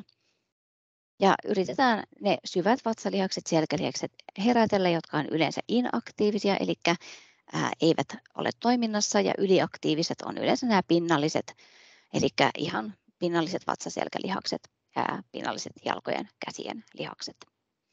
Kehon hahmotus on yleensä tosi haasteellista. Voidaan lähteä ihan piirtämään kehon rajoja, hernepusseilla etsimään, että hei, missä sun raajat menee. Painevaatteet on tosi hyviä siinä. Ja sitten allasharjoittelu auttaa kehon hahmotukseen. Sieltä tulee se veden paine. Siellä on helpompaa hahmottaa sitä liikettä ja myös sitten kuormittaa niveliä vähemmän. Toki tämä autonomisen hermoston toiminnan häiriö tulee huomioida ja myös se sydänterveys, että kaikki ei pysty esimerkiksi porealtaassa olemaan, että se veden kuumuus tekee haastavaa tai ei kestä saunaa tai sitä lämpötilan vaihtelua. Että joidenkin kanssa käytetään ihan tavallista allasta, mutta esimerkiksi märkäpuku voi auttaa sit siihen, että ei tule hirveän kylmä tai kuuma. Mutta että se on hyvin yksilöllistä.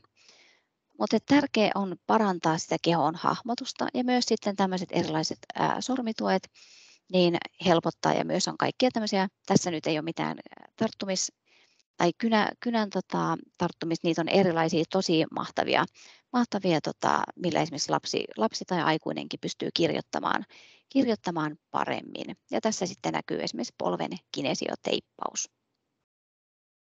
No sitten tämä kysymys, saanko minä venytellä tai saako venytellä, niin vastaus on siis, että kyllä saa ja ei välttämättä saa.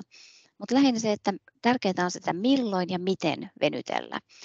Eli yleensä ne kiristyksen tunteet johtuu siitä, että ne pinnalliset ja kaikki lihakset on ihan niin kuin kiveä, koska pyritään niillä sitten löytämään se kehon tasapaino.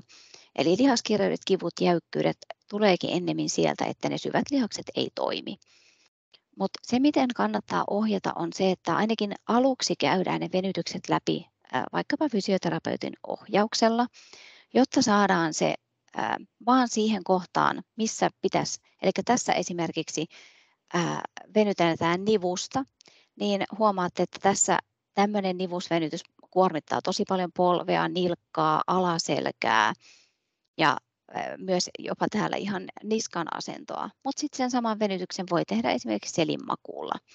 Ja sitten, että saako tämän tyyppinen venytellä, kun on näin hirveän yliliikkuva, niin tosi eristetysti venytellään. Eli kehomme aina venyy ensin sieltä, mistä se on muutenkin jo venyvä. Joten pitää löytää semmoiset kohdennetut venytykset, hyvin lyhyitä venytyksiä, esimerkiksi 5 sekunnin venytyksiä. Ei saa lisätä kipua ja tämmöinen hellävarainen. Ja aika tyypillisesti toimii tämmöinen jännitysrentoutus niin kuin tekniikka, missä niin kuin eka vaikka jännitetään pikkusen, ei siis pitkään, ihan muutaman sekunnin jännitetään ja sitten rentoutetaan. Eli ei staattisesti pidetä 15 sekuntia, vaan ihan sekunti pari ja sitten venytetään ja suojataan yliliikkuvat nivelet, eli esimerkiksi täällä tämä yliliikkuva alaselkä tai suojataan polvi. No, lattajalkahan vaikuttaa ihan kaikkeen. Eli tyypillisesti marfaanikolla tai myöskin tosi monella sidekudossairaalla on se lattajalka. Eli ihan se, että minkälainen se nilkan asento, niin se vaikuttaa ihan koko kehon asentoon ja aiheuttaa valtavaa kuormitusta sitten koko rankaan. Ja myös sinne vastakkaiselle puolelle, eli jos vaikka täällä on pahempi lattajalka kuin täällä, niin se tekee myöskin sitten ihan lantion asennosta sitten epäsymmetrisen, mikä kuormittaa molempia puolia. Eli sen takia monesti ortoosit on tarpeen ja se linjauksen ohjaus ja katsotaan peilistä, miten se sujuu. Sillä tässä on nyt tämä sama kuntoutuja, mikä äsken oli, niin kun hän esimerkiksi ihan kävelee, niin tässä näkyy selkeästi voimakas niin kuin nilkan romahtanut asento. Eli polvi menee sisäkiertoon, lantio kuormittuu, lonkka sisäkiertoon. Sitten täällä, kun hän yrittää astua yhdelle jalalle, niin sitten myös kuormittuu täältä kyljet. Ja sitten jos hän olisi antanut nähdä hänen päänsä, niin joudun rajaamaan sen pois. Hän haluaa ettei näy sieltä kuka hän, tai niin kuin, että hän antoi käyttää tätä alavartaloaan, niin myös niska kuormittuu. Ja myös sitten ihan se terveempi jalka, että yleensä toinen on parempi, niin käyttää sitten enemmän, esimerkiksi hänellä on tämä oikea jalka parempi, niin hänellä kuormittuu sitten oikea jalka, kun tämä vasen on sitten haastavampi. Eli hänelle tukipohjalliset ja hänellä on käytössä nilkkatukea ja polvitukea, välillä sitten alaselän tukea ja ihan se, että harjoitellaan sitä linjausta. Miten me voidaan sitten lisätä sitä harjoitusten haasteellisuutta? Eli voidaan tavallaan antaa enemmän semmoista palautetta, esimerkiksi mä ohjaan vähemmän tai katsotaan vähemmän peilistä. Enemmän ulkoista tukea, esimerkiksi ensin tehtiin vaikka jotain harjoitteita istuen tuolilla, mutta sitten voidaan istua jumppapallon päällä. Monen nivelen yhtäaikaista liikettä. Sitten tämä, mitä mä sanoin, tämä monotasking, multitasking, eli keskitytään harjoitukseen, mutta sitten joku häiriötekijän kanssa, eli ensin kun kävely sujuu normaalisti, niin sitten vaikka mä heitän pikkusen pallon siihen ja hänen pitää vaikka ottaa pallo kiinni, kun kävelee. Eli tämmöisiä ulkoisia häiriötekijöitä. Tai sitten ihan se, että kävellään vaikka tämmöistä pehmeätä alustaa. Ja sitten mitä enemmän koko liikelaajuudella, eli käden tai alarajan tai selän liikelaajuuden, se on haastavampaa kuin ihan siinä nivelen keskiasennossa. Sitten hitaammat, nopeammat liikkeet, mutta myös tosi hitaat liikkeet on sidekudossairaalle haastavia. Eli sillä myöskin liikennopeudella, että onko se tosi hidas vai semmoinen normaali vai tosi nopea, niin silläkin voidaan lisätä sitten haasteellisuutta. Ja sitten myös vähäinen tai suuri kuormitus, ja tässä se sietokyvyn mukaan, eli ei mennä nyt sinne 100 kilon painonnostoon. Ja sitten myös ihan se silmät kiinni, silmät auki, eli myös se visuaalinen puoli. Tässä on muutamia harjoitteita. Eli tässä just hän on tässä se sama kuntoutuja ja tässä on eri kuntoutuja, mutta hänellä sitä polven ja alarajan linjausta on harjoiteltu ensin tässä selinmakuulla. Hän työntelee jumppapalloa ensin kun oppi vähän hengittämään ja sen jälkeen kun se alkoi sujua, niin hän tekee esimerkiksi kyykkyjä. Tämä ei ole siis tarkoita sitä, että hän olisi staattisesti tässä asennossa, mutta hän harjoittelee sitä ihan, että tämä jumppapallo antaa siihen tukea, eli pieniä kyykkyjä, nousu ylös. Eli esimerkiksi tämän tyyppisiä harjoitteita. Ja tässä minulla ei ollut vain hänestä kuvaa, mutta hänellä sitten esimerkiksi se, että miten konttausasennossa sujuu selän asento. Ja sitten ihan se, että miten ylipäätänsä pystyy niin kuin nostamaan toisen jalan, eli hänkin tarvitsee siinä tukea, vaikka tämä on nyt eri kuntoutuja, mutta sama ongelma. Ja tällä kuntoutujalla esimerkiksi on ortoosit tässä käytössä, ja hänellä tässä esimerkiksi ei ole, mutta tämä onkin vain kotoa hänellä kuvaus pyysin ottamaan, niin yleensä ortoosit sitten kannattaa olla käytössä, mutta myös paljain jaloin sitten voi harjoitella, jos se muuten jo linjaus sujuu. No sitten tämä, miten voidaan sitä fatiikkia auttaa. Ja siihen on tämmöinen pacing, mikä tarkoittaa sitä, että aktiivisuutta siis rytmitetään. Tämä fatiikki ei siis ole väsymystä, vaan se on ihan semmoista syvää väsyvyyttä, uupumusta, rasitusintoleranssia. Eli se on tämmöinen voimakas tuntemus siitä, että energiataso on oikeasti, että akku on aivan lopussa, eikä ole suhteessa siihen aktiivisuuteen tai kuormitukseen, ja tavanomainen lepo tai uni ei lievitä. Se voi tulla myös viiveellä rasituksen jälkeen. Nämä kuntoutujat kuvaa, että akku on tyhjänä, vaikka on yön ollut latauksessa, eli on nukkunut, mutta akku on silti tyhjä. Akku loppuu yhtäkkiä. Onko mun akku sökönä vai onko laturi rikki? Ja mä voisin vastata näihin, että sekä akku on sökönä että laturi on rikki. Eli se uni ei ole palauttavaa. Monesti siellä on paljon unihäiriöitä, unen ongelmia, mutta myös sitten sairaudesta johtuen se akku loppuu vaan valitettavasti nopeammin kuin terveenä. Tämä ei siis johdu tämmöisestä inaktiivisuudesta tai huonokuntoisuudesta. Toki sekin vaikuttaa, mutta tässä on muitakin tekijöitä, jotka aiheuttaa fatiikkia. Eli se ei ole laiskuutta tai liikkumisen pelkoa tai muuta, vaan se johtuu ihan siitä sairaudesta. Eli Marfan ja sen kaltaiset on myös rasitusintoleranssisairauksia. Ja tämä vaikuttaa siis ihan fyysisiin, kognitiivisiin, elämänlaatuun, sosiaaliseen osallistumiseen, leikkiin, koulunkäyntiin, opiskeluun, työhön. Eli fatiikki vaikuttaa tosi monelle laajasti sinne elämään. Ja me voidaan yrittää tämmöisiä energiaa säästäviä tapoja toimia arjessa. Ja yritetään opastaa siihen, että tauottaa sitä toimintaa jo ennen kuin tulee se crash, eli tavallaan akku loppuu, vaan että pyrkii tauottamaan vähän ennakoimasti, että jaksaa sitten paremmin vaikka viikon aikana. Eli oireiden mukaan säädellään aktiivisuutta. Otetaan apuvälineet mukaan ja muut siihen auttamaan. Ja sitten jotkut tarvitsevat henkilökohtaista avustajaa, työn muokkausta, opiskelun, koulun, leikin muokkausta ja seurantaa. Me puhutaan tämmöisestä rasitusikkunasta. Eli sen fatiikin hallinnassa pitäisi pysyä sen henkilökohtaisen rasitusikkunan sisällä. Ja se vaihtelee päivittäin, tunnettain, vuosittain, ikäryhmittäin. Eli joskus se on tosi pieni sulla, joskus se on isompi. Eli pyritään, ettei mennä tänne ylirasitukseen ja sitten joudutaan, että tuli hirveä flare-up ja nivelet kipeät ja aivan poikki ja ei jaksa mitään. Jouduin olemaan vuoteessa, Hanna, sun fysioterapia ohjeiden jälkeen, niin silloin niin kuin vähennetään. Eli pyritään säästämään ihan siellä arjessa energiaa, jotta pystytään tekemään enemmän arjen toimintoja. Tämä pacing kohdistuu ihan kaikkiin arjen toimintoihin, eli ei pelkästään fyysiseen, vaan ihan siihen muistiin, kognitiiviseen, sosiaaliseen aktiivisuuteen ja palautumiseen.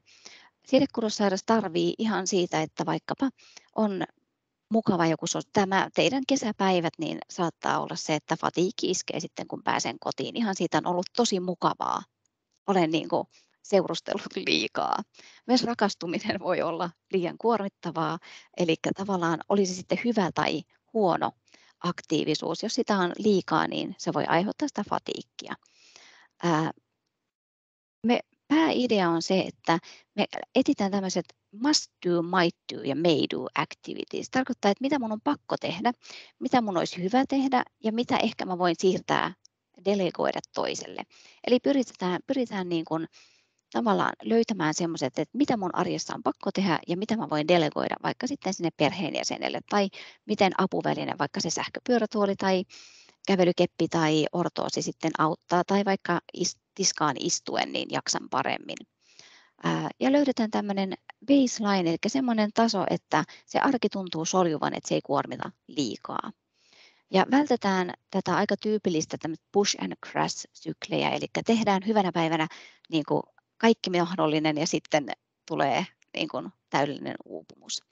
Eli on ok pitää pausseja. Ja levon tulisi olla osa sitä arkirutiineja. Eli se on tavallaan osa sitä aktiivisuutta. Näin mä opastan. Ja pacing ei tarkoita siis sitä, että vaan maataan ja levätään, vaan se on optimaalinen suhde aktiivisuutta ja lepoa siellä arjessa. Ja se on hyvin yksilöllistä. Me voidaan käyttää tämmöisiä sykeseurantaa avulla esimerkiksi erilaisia älykelloja, älysormuksia, aktiivisuuspäiväkirjaa tai oirepäiväkirjaa ja suunnitellaan sitä arkea. Ja vaikka tämä onkin tehty long covid-potilaille, niin siellä on tosi hyviä ohjeita myös sidekudossairaille. Löytyy tuolta Koronasta kuntoon sivuilta, eli ne on potilaille tarkoitettuja.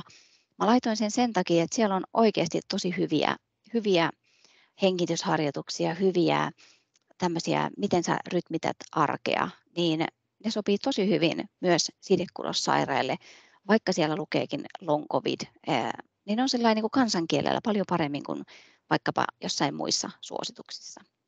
On myös tulossa pian Suomeen tämmöinen appi kuin Visible, ja se on erityisesti suunnattu EDS ja muille sidekudossairaille ja sitten ME/CFS, long covid ja fibromyalgia potilaille. Eli ensimmäinen appi, joka on oikeasti tämmöinen aktiivisuuden hallinta-appi suunnattu sairaille, eikä niin kuin Polarit ja Ourat, jotka on suunnattu terveille. Tässä on tosi iso ero.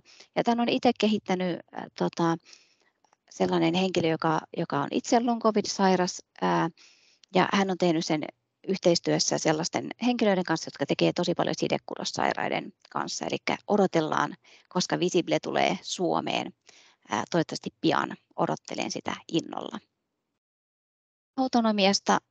Dysautonomiahan tarkoittaa autonomisen hermoston, eli tahdosta riippumattoman hermoston säätelyn häiriötä. Meillä on tämä sympaattinen hermosto, eli kiihdyttävä, ja parasympaattinen, eli rauhoittava. Ja usein sidekudossairaalla tämä ei toimi oikein, eli balanssi ei toimi oikein. Eli ollaan liian korkeilla tehoilla ja ollaan liian alhaisilla tehoilla. Ja myöskin se säätely, kun nouset pystyyn, niin se mukauttaminen ei sujukaan niin kuin terveellä. Ja huomattavaa on se, että tämä vaikuttaa oikeastaan kaikkeen. Ruoansulatuksesta virtsaamistoimintoihin, ihan munuaisten toimintaan, sydämen sykkeeseen, hengitykseen, jopa syljen eritykseen. Eli esimerkiksi miksi silloin, kun joudut pitämään puhetta, niin miksi ihmeessä suu kuivuu, on se, että sympaattinen aktiivisuus on liian suurta. Tai miksi se, kun en tiedä, jos joku teistä on soittanut pianoa lapsena, niin miksi ne sormet oli kylmät aina sitä ennen kuin oli se pianonsoitto, vaikka oli helle, niin silloinkin se jännitys laukaisee sen sympaattisen aktiivisuuden, niin rajat tulee kylmiksi. Eli se vaikuttaa tosi moneen asiaan, ei pelkästään siihen sydämen sykkeeseen tai huimaukseen.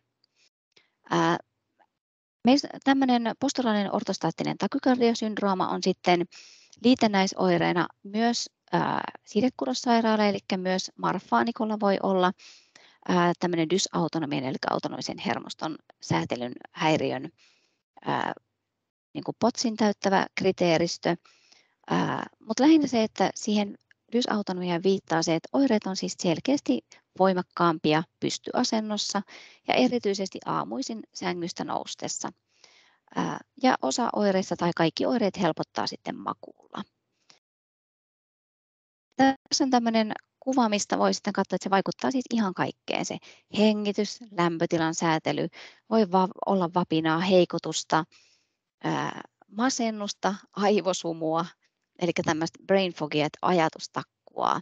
Muisti voi heikentyä, migreenit, sitten voi tulla ihan huimauksia, näkö hämärtyy, eli toki haastavaa on nyt sitten, että mikä johtuu sitten marfaanista ja mikä johtuu sitten tästä dysautonomiasta ja sitten erilaiset sydänoireet, mutta taas mikä johtuu dysautonomiasta, mikä johtuu sitten sairaudesta, eli että onko se sydän niin sanotusti sairas, johtuuko se siitä, että sydän on sairas vai johtuuko se siitä, että sen säätely on viallinen.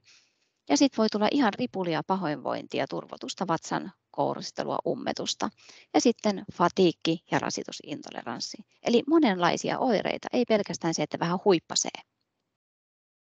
No mitä me sitten voidaan lääkkeettömästi hoitaa? Eli lääkkeellinen hoitohan on sama, mikä siihen sydänterveyteen, eli beta-salpaaja, pitkävaikutteinen beta-salpaaja, mutta se, että lääkkeettömiä hoitokeinoja on tosi paljon ihan sinne arkeen.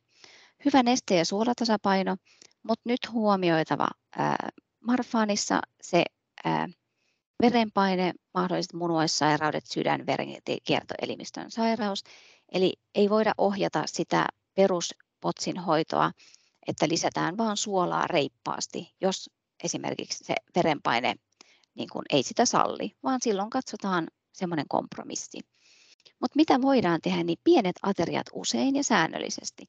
Vältetään semmoisia jättimäisiä niin kuin mättöjä. Jos ihmettelee, että miksi niin kuin tulee se ruokakrapula, niin se kun menee sinne buffeeseen, niin se ei ole välttämättä kauhean hyvä. Ja myös se, että ruokailun välttäminen niin kuin alle tuntia ennen harjoittelua voi auttaa.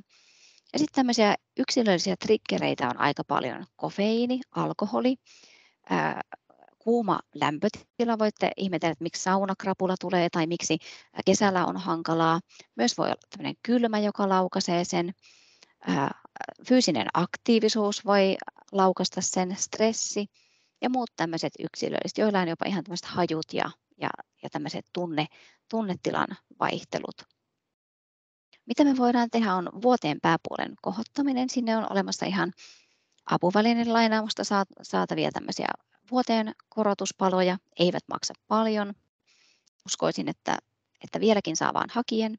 Riittävän lepo ja uni ja rauhallinen asteittainen nousu vuoteesta. Eli ensin vähän herätellään siinä, sitten aika pitkään ajan siinä istuen ennen kuin lähdetään sitten nousemaan ja varsinkin pukeutumaan. Eli niin kun nouset äkkiä ja puet sukat, niin äkkiä se taju menee. Ja tämmöinen pitkään paikallaan seisomisen, pitkään istumisen välttäminen voi helpottaa suihkussa käynti istuen, hiustenpesu pääpolvien välissä ja sitten tämmöinen mahdollisimman tasainen lämpötila. Ja ne on hyvin halpoja keinoja, ei maksa mitään.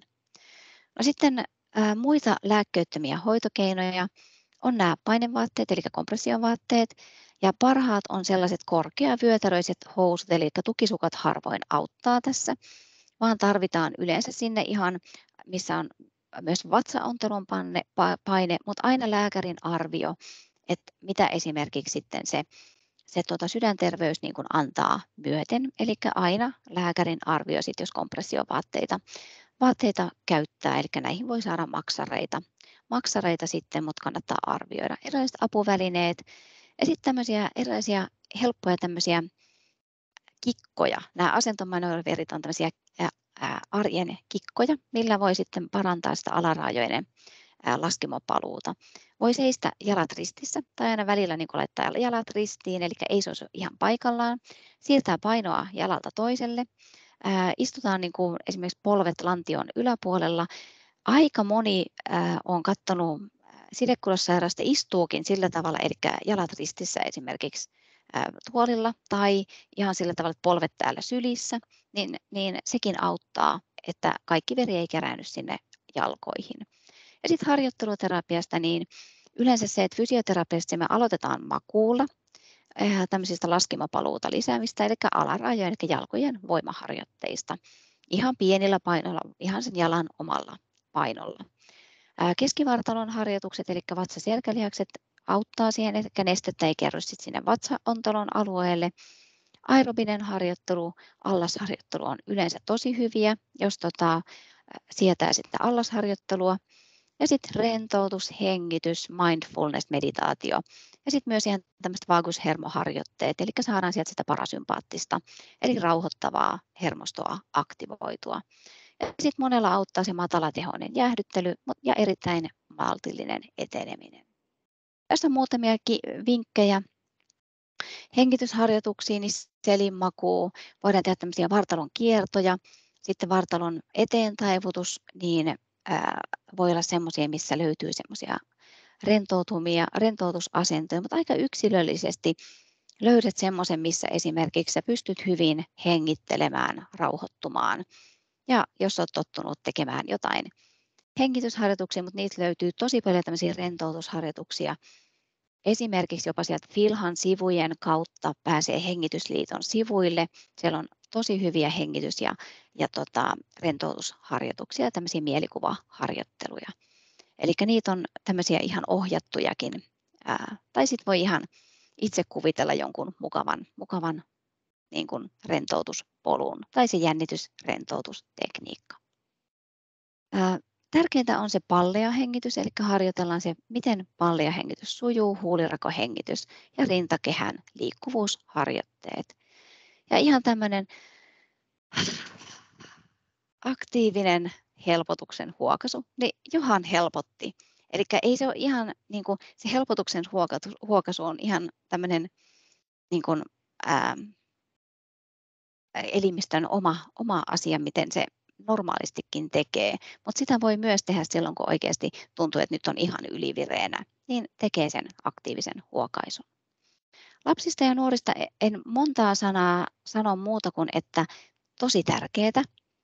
Samat metodit kuin aikuisillakin, mutta se, että me lähettäisiin sinne niin kuin lapsen maailmaan ja sinne, että me informoidaan sen lapsen päiväkoti, koulu, kaverit, me ammattilaiset annetaan sille perheelle tukea, sille lapselle tukea. Eli se lasten fysioterapia, toimintaterapia niin pyrkii niin kuin sitä motorista kehitystä tukemaan, antamaan iloa ja onnistumisen kokemuksia. Se, että se ei olisi vain sitä, että no mulla on tämmöinen niin kuin kauhea sairaus, joka vaikuttaa ja mä näytän erilaiselta kuin muut ja ehkä saatetaan koulussa kiusata, koska on kömpelömpi tai ylipäätänsä, että kielletään vaikka kokonaan koululiikuntaan osallistuminen, kun opettaja ei tiedä, vaan meidän ammattilaisten velvollisuus on auttaa ensin vanhempia koulua ihan sinne mennä käymään. Ennen me saatiin tämmöisiä, enemmän mun mielestä näitä tämmöisiä käyntejä, mä kävin siellä päiväkodissa ja siellä tehtiin niitä jumppaa esimerkiksi semmoisen kanssa, joka ei voinut osallistua niihin jumppatunteihin, niin hänellä oli se oma harjoittelu, tai sitten, että me katsottiin, että mihin juttuihin hän pystyy osallistumaan. Ja tässä on monta asiaa, että lapsi, joka on diagnosoitu siis jo ennen kuin hän on aloittanut harjoittelua tai mitään liikuntaharrastelua, mutta hän pystyisi vaikka sitä jalkapalloa harrastamaan, niin se, että onko se hyvä ohjata siihen jalkapalloon, kun tuleekin niin kuin murrosikä ja tosi niin kuin voimakkaat kontaktit, niin joudutkin luopumaan siitä. Että pitäisikö ehkä pitkäaikaisesti etsiä semmoinen laji jo silloin nuoresta, mihin pystyy sitten jäämään myös sitten aikuisena.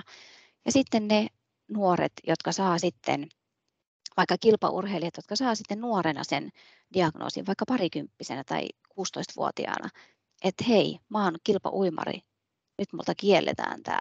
Miten me tuetaan ihan sitä psyykkistä jaksamista, mitä siihen tilalle. Eli tässä on tosi paljon sellaisia asioita, mitä meidän pitää niin kuin tukea. Ja aina se, että elämässä pitäisi olla jotain mukavaa, sopivan haastavaa liikuntaa, musiikkia, taidetta. Ja myös se, että mistä ne kaverit, minkälaiseen niin kuin sosiaaliseen sen niin kuin liikunnan leikin tuoma sosiaalinen osallistuminen on tärkeää. Eli siinä pitää olla ihan mielestäni lasten fysio- ja toimintaterapeutti apuna. Koulun ja opiskelun tukeminen on tärkeää.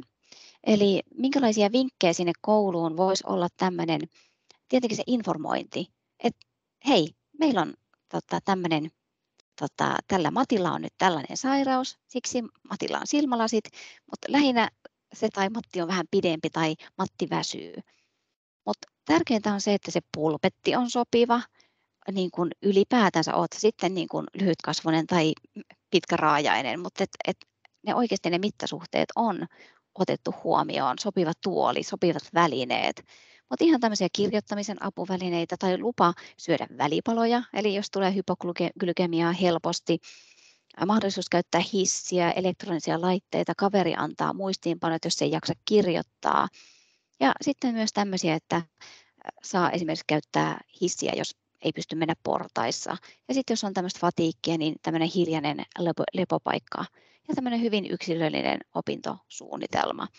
Mutta tärkeintä on se, että pyritään mahdollisimman hyvin siihen, että se lapsi saa siellä kasvaa ja kehittyä siellä koulussa. Ja siinä opettaja on hyvin keskeisessä osassa. Apuvälineet, ne on toimintakykyä tukevia. Ne ei siis inaktivoi, vaan ne aktivoi. Ja meillä on erilaisia tukia ja ortooseja, ja niillä me pystytään mahdollistamaan se aktiivisuus, suojata dislokoituminen, ennaltaehkäistä dislokaatio. Kompressiovaatteilla voidaan antaa asentotuntoa, voidaan auttaa kipuhun, voidaan auttaa siihen dislokaatioihin. Teippauksella voitiin auttaa ihan niin kuin sitä asentotuntoa, mutta myös niin kuin kipuun. Huomioitava tietenkin iho ja sitten ihan yksilölliset liikkumisen apuvälineet, pienapuvälineet. Ja tässä on aika tyypillisiä esimerkiksi Marfanikon monesti tarvitsemia apuvälineitä, mutta se, että esimerkiksi yleensä voidaan tarvita ihan henkilökohtaiset pohjalliset, tämmöiset niin kuin henkilökohtaiset jalkineet, jos on esimerkiksi kovin madaltunut jalkaholvi tai muuten esimerkiksi tosi pitkän mallinen jalkaholvi, pitkät varpaat. Ja sitten erilaisia tämmöisiä selkätukia, nilkkatukia, näitä on tosi paljon. Tässä on yksi ryhtituki. Eli monenlaisia on mahdollista saada sitten ja maksusitoumus pitää saada, jos sitten on tarpeen arvio. Ei pitäisi joutua ostamaan itse. Sitten ihan pyörätuolista lähtien, minkälaisen tarvii, eli yksilöllisesti suunniteltu, tarviiko sähköisiä liikkumisen apuvälineitä vai riittääkö oikeasti vaikka ihan se, että on vaan se pikkukeppi silloin, kun on vaikka se huono tilanne. Kompressiovaatteista, kompressiopaita, housut, monenlaiset tuet, ortoosit, peukalotuet. Näitä on tosi paljon erilaisia, mitkä käy myös sitten esimerkiksi, tässä on esimerkiksi yhdelle keittiötyöläiselle, jolla tarvitaan hygieninen. Tämä on silikonista, mikä pystyy pesemään, mikä kestää kuumuutta, eli vaikka pannujen nostamista. Näitä on tosi paljon erilaisia markkinoilla, mutta lähinnä se, että maksarilla pitäisi sitten saada tarpeen mukaan. Sitten näitä erilaisia lepolastoja, eli jotkut tarvitsevat yölastoja, niitä voidaan tehdä tai ostaa. Niitä on tosi hyviä. Tässä on itse yhdelle potilaalle tehty henkilökohtaiset, hänellä dislokoitu helposti varpaat ja sormet ja ranteet yöllä ihan peiton painosta, niin hänelle tehtiin sitten tämmöiset hyvin kevyet hengittävät.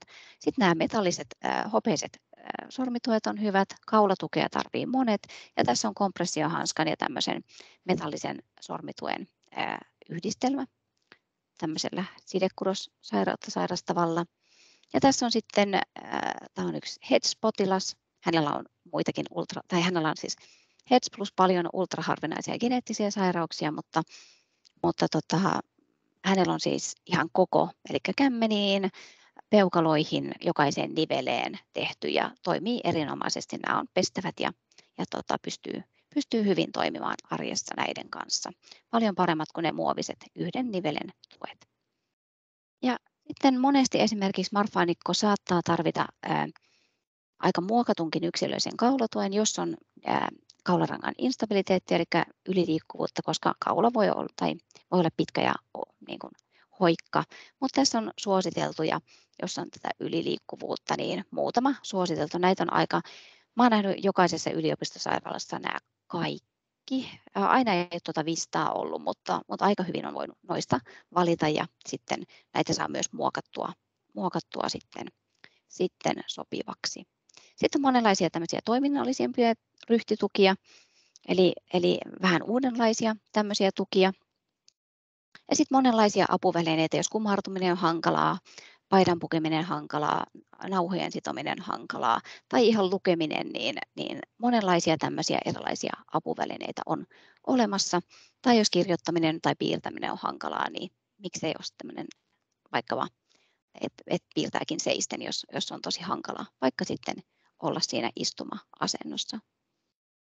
Näistä teillä olikin jo puhetta, en sen enempää näistä puhu, eli pienapuvälineistä, mutta tosi paljon sellaisia, jotka auttaa arjessa.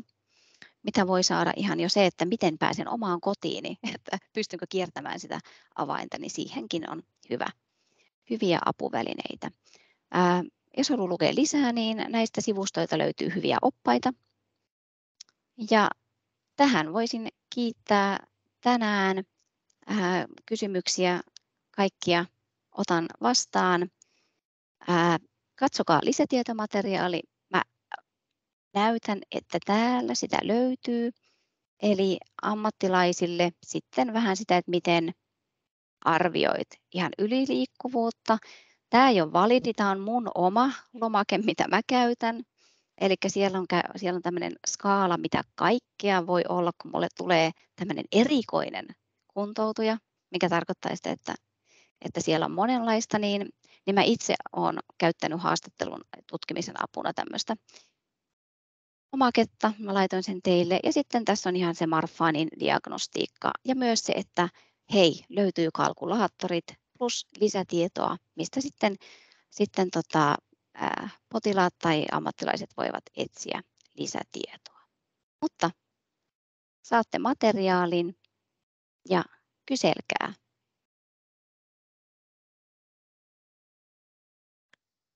Hyvä.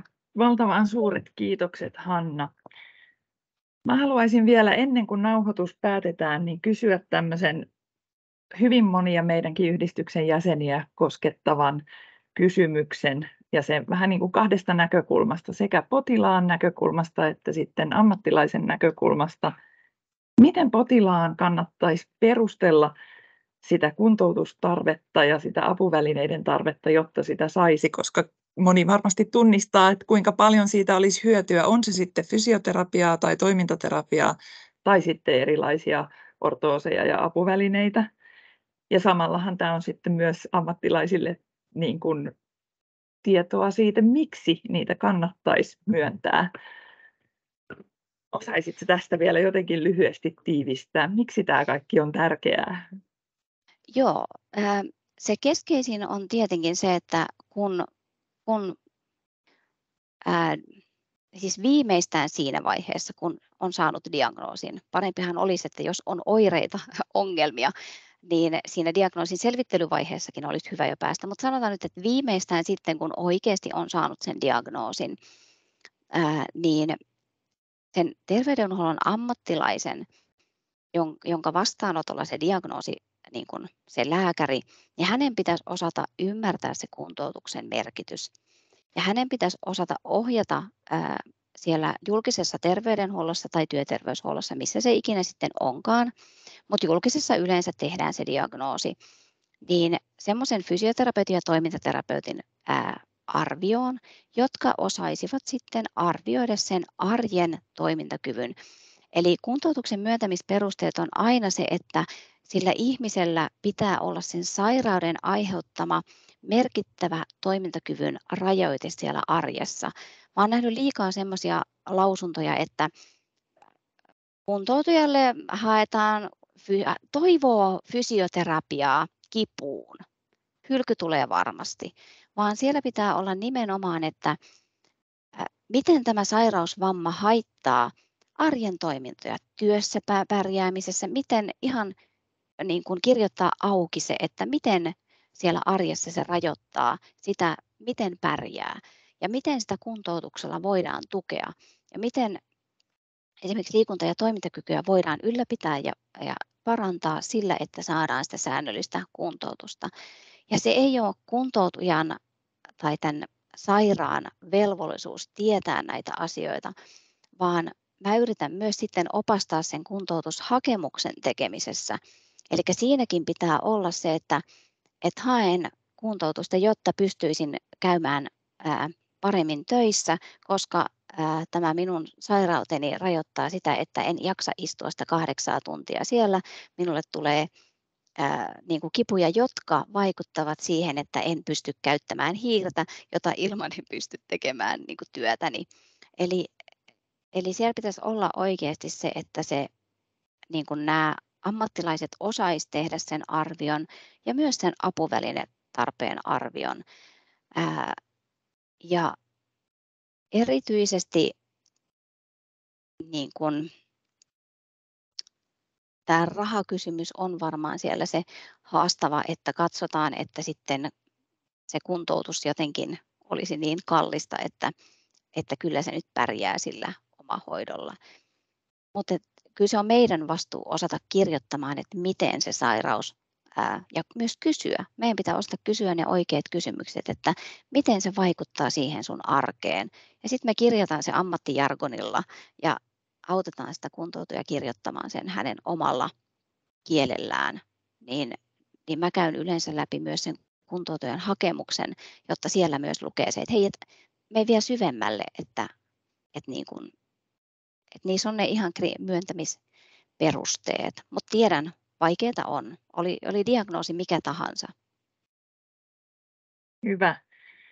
Kiitos tästä vastauksesta ja jatketaan kohta täältä salista ja etänä tulleista kysymyksistä. Mutta ensin vielä kiitos kaikille, ketkä on ollut etänä mukana tai täällä paikan päällä tai jotka kuuntelee tätä tallenteesta. Hannan esityksen diat tulee siis näkyville yhdistyksen sivuille marfan.fi, eli M niin kuin Matti, A niin kuin Anna, R niin kuin Risto, F niin kuin Faarao, A niin kuin A ja N niin kuin Niilo.fi, marfan.fi. Ja olit sitten ammattilainen tai potilas tai läheinen tai jos on vasta epäily jostakin geneettisestä aortta- ja sidekudosdiagnoosista, niin voit ottaa rohkeasti yhteyttä myös meihin Marfan yhdistykseen. Me autetaan mielellään missä tahansa kysymyksissä. Emme välttämättä itse, emme anna lääketieteellistä neuvontaa, mutta yritämme neuvoa eteenpäin kuitenkin. Ja me edustetaan kaikkia eri geneettisiä aortta- ja sidekudossairauksia, kuten Marfania, Louis Dietziä, Stigleriä, Wedsiä ynnä muita. Olit sitten ammattilainen tai potilas, niin voit myös liittyä meidän eri postituslistoille, joissa esimerkiksi ammattilaisille emme kuormita jatkuvasti, ehkä pari viestiä vuodessa voi tulla ja voit saada ilmaiseksi luettavaksi Marfan-lehden, jossa myös on ammattilaisiakin koskevia tekstejä. Mutta nyt paljon kiitoksia. Tavataan tämän aiheen parissa taas ja hyvää jatkoa. Ja mä lopetan tallenteen tähän, mutta pysykää etäosallistujat linjoilla, niin on aikaa vielä kysymyksiin. Kiitos ja hei hei.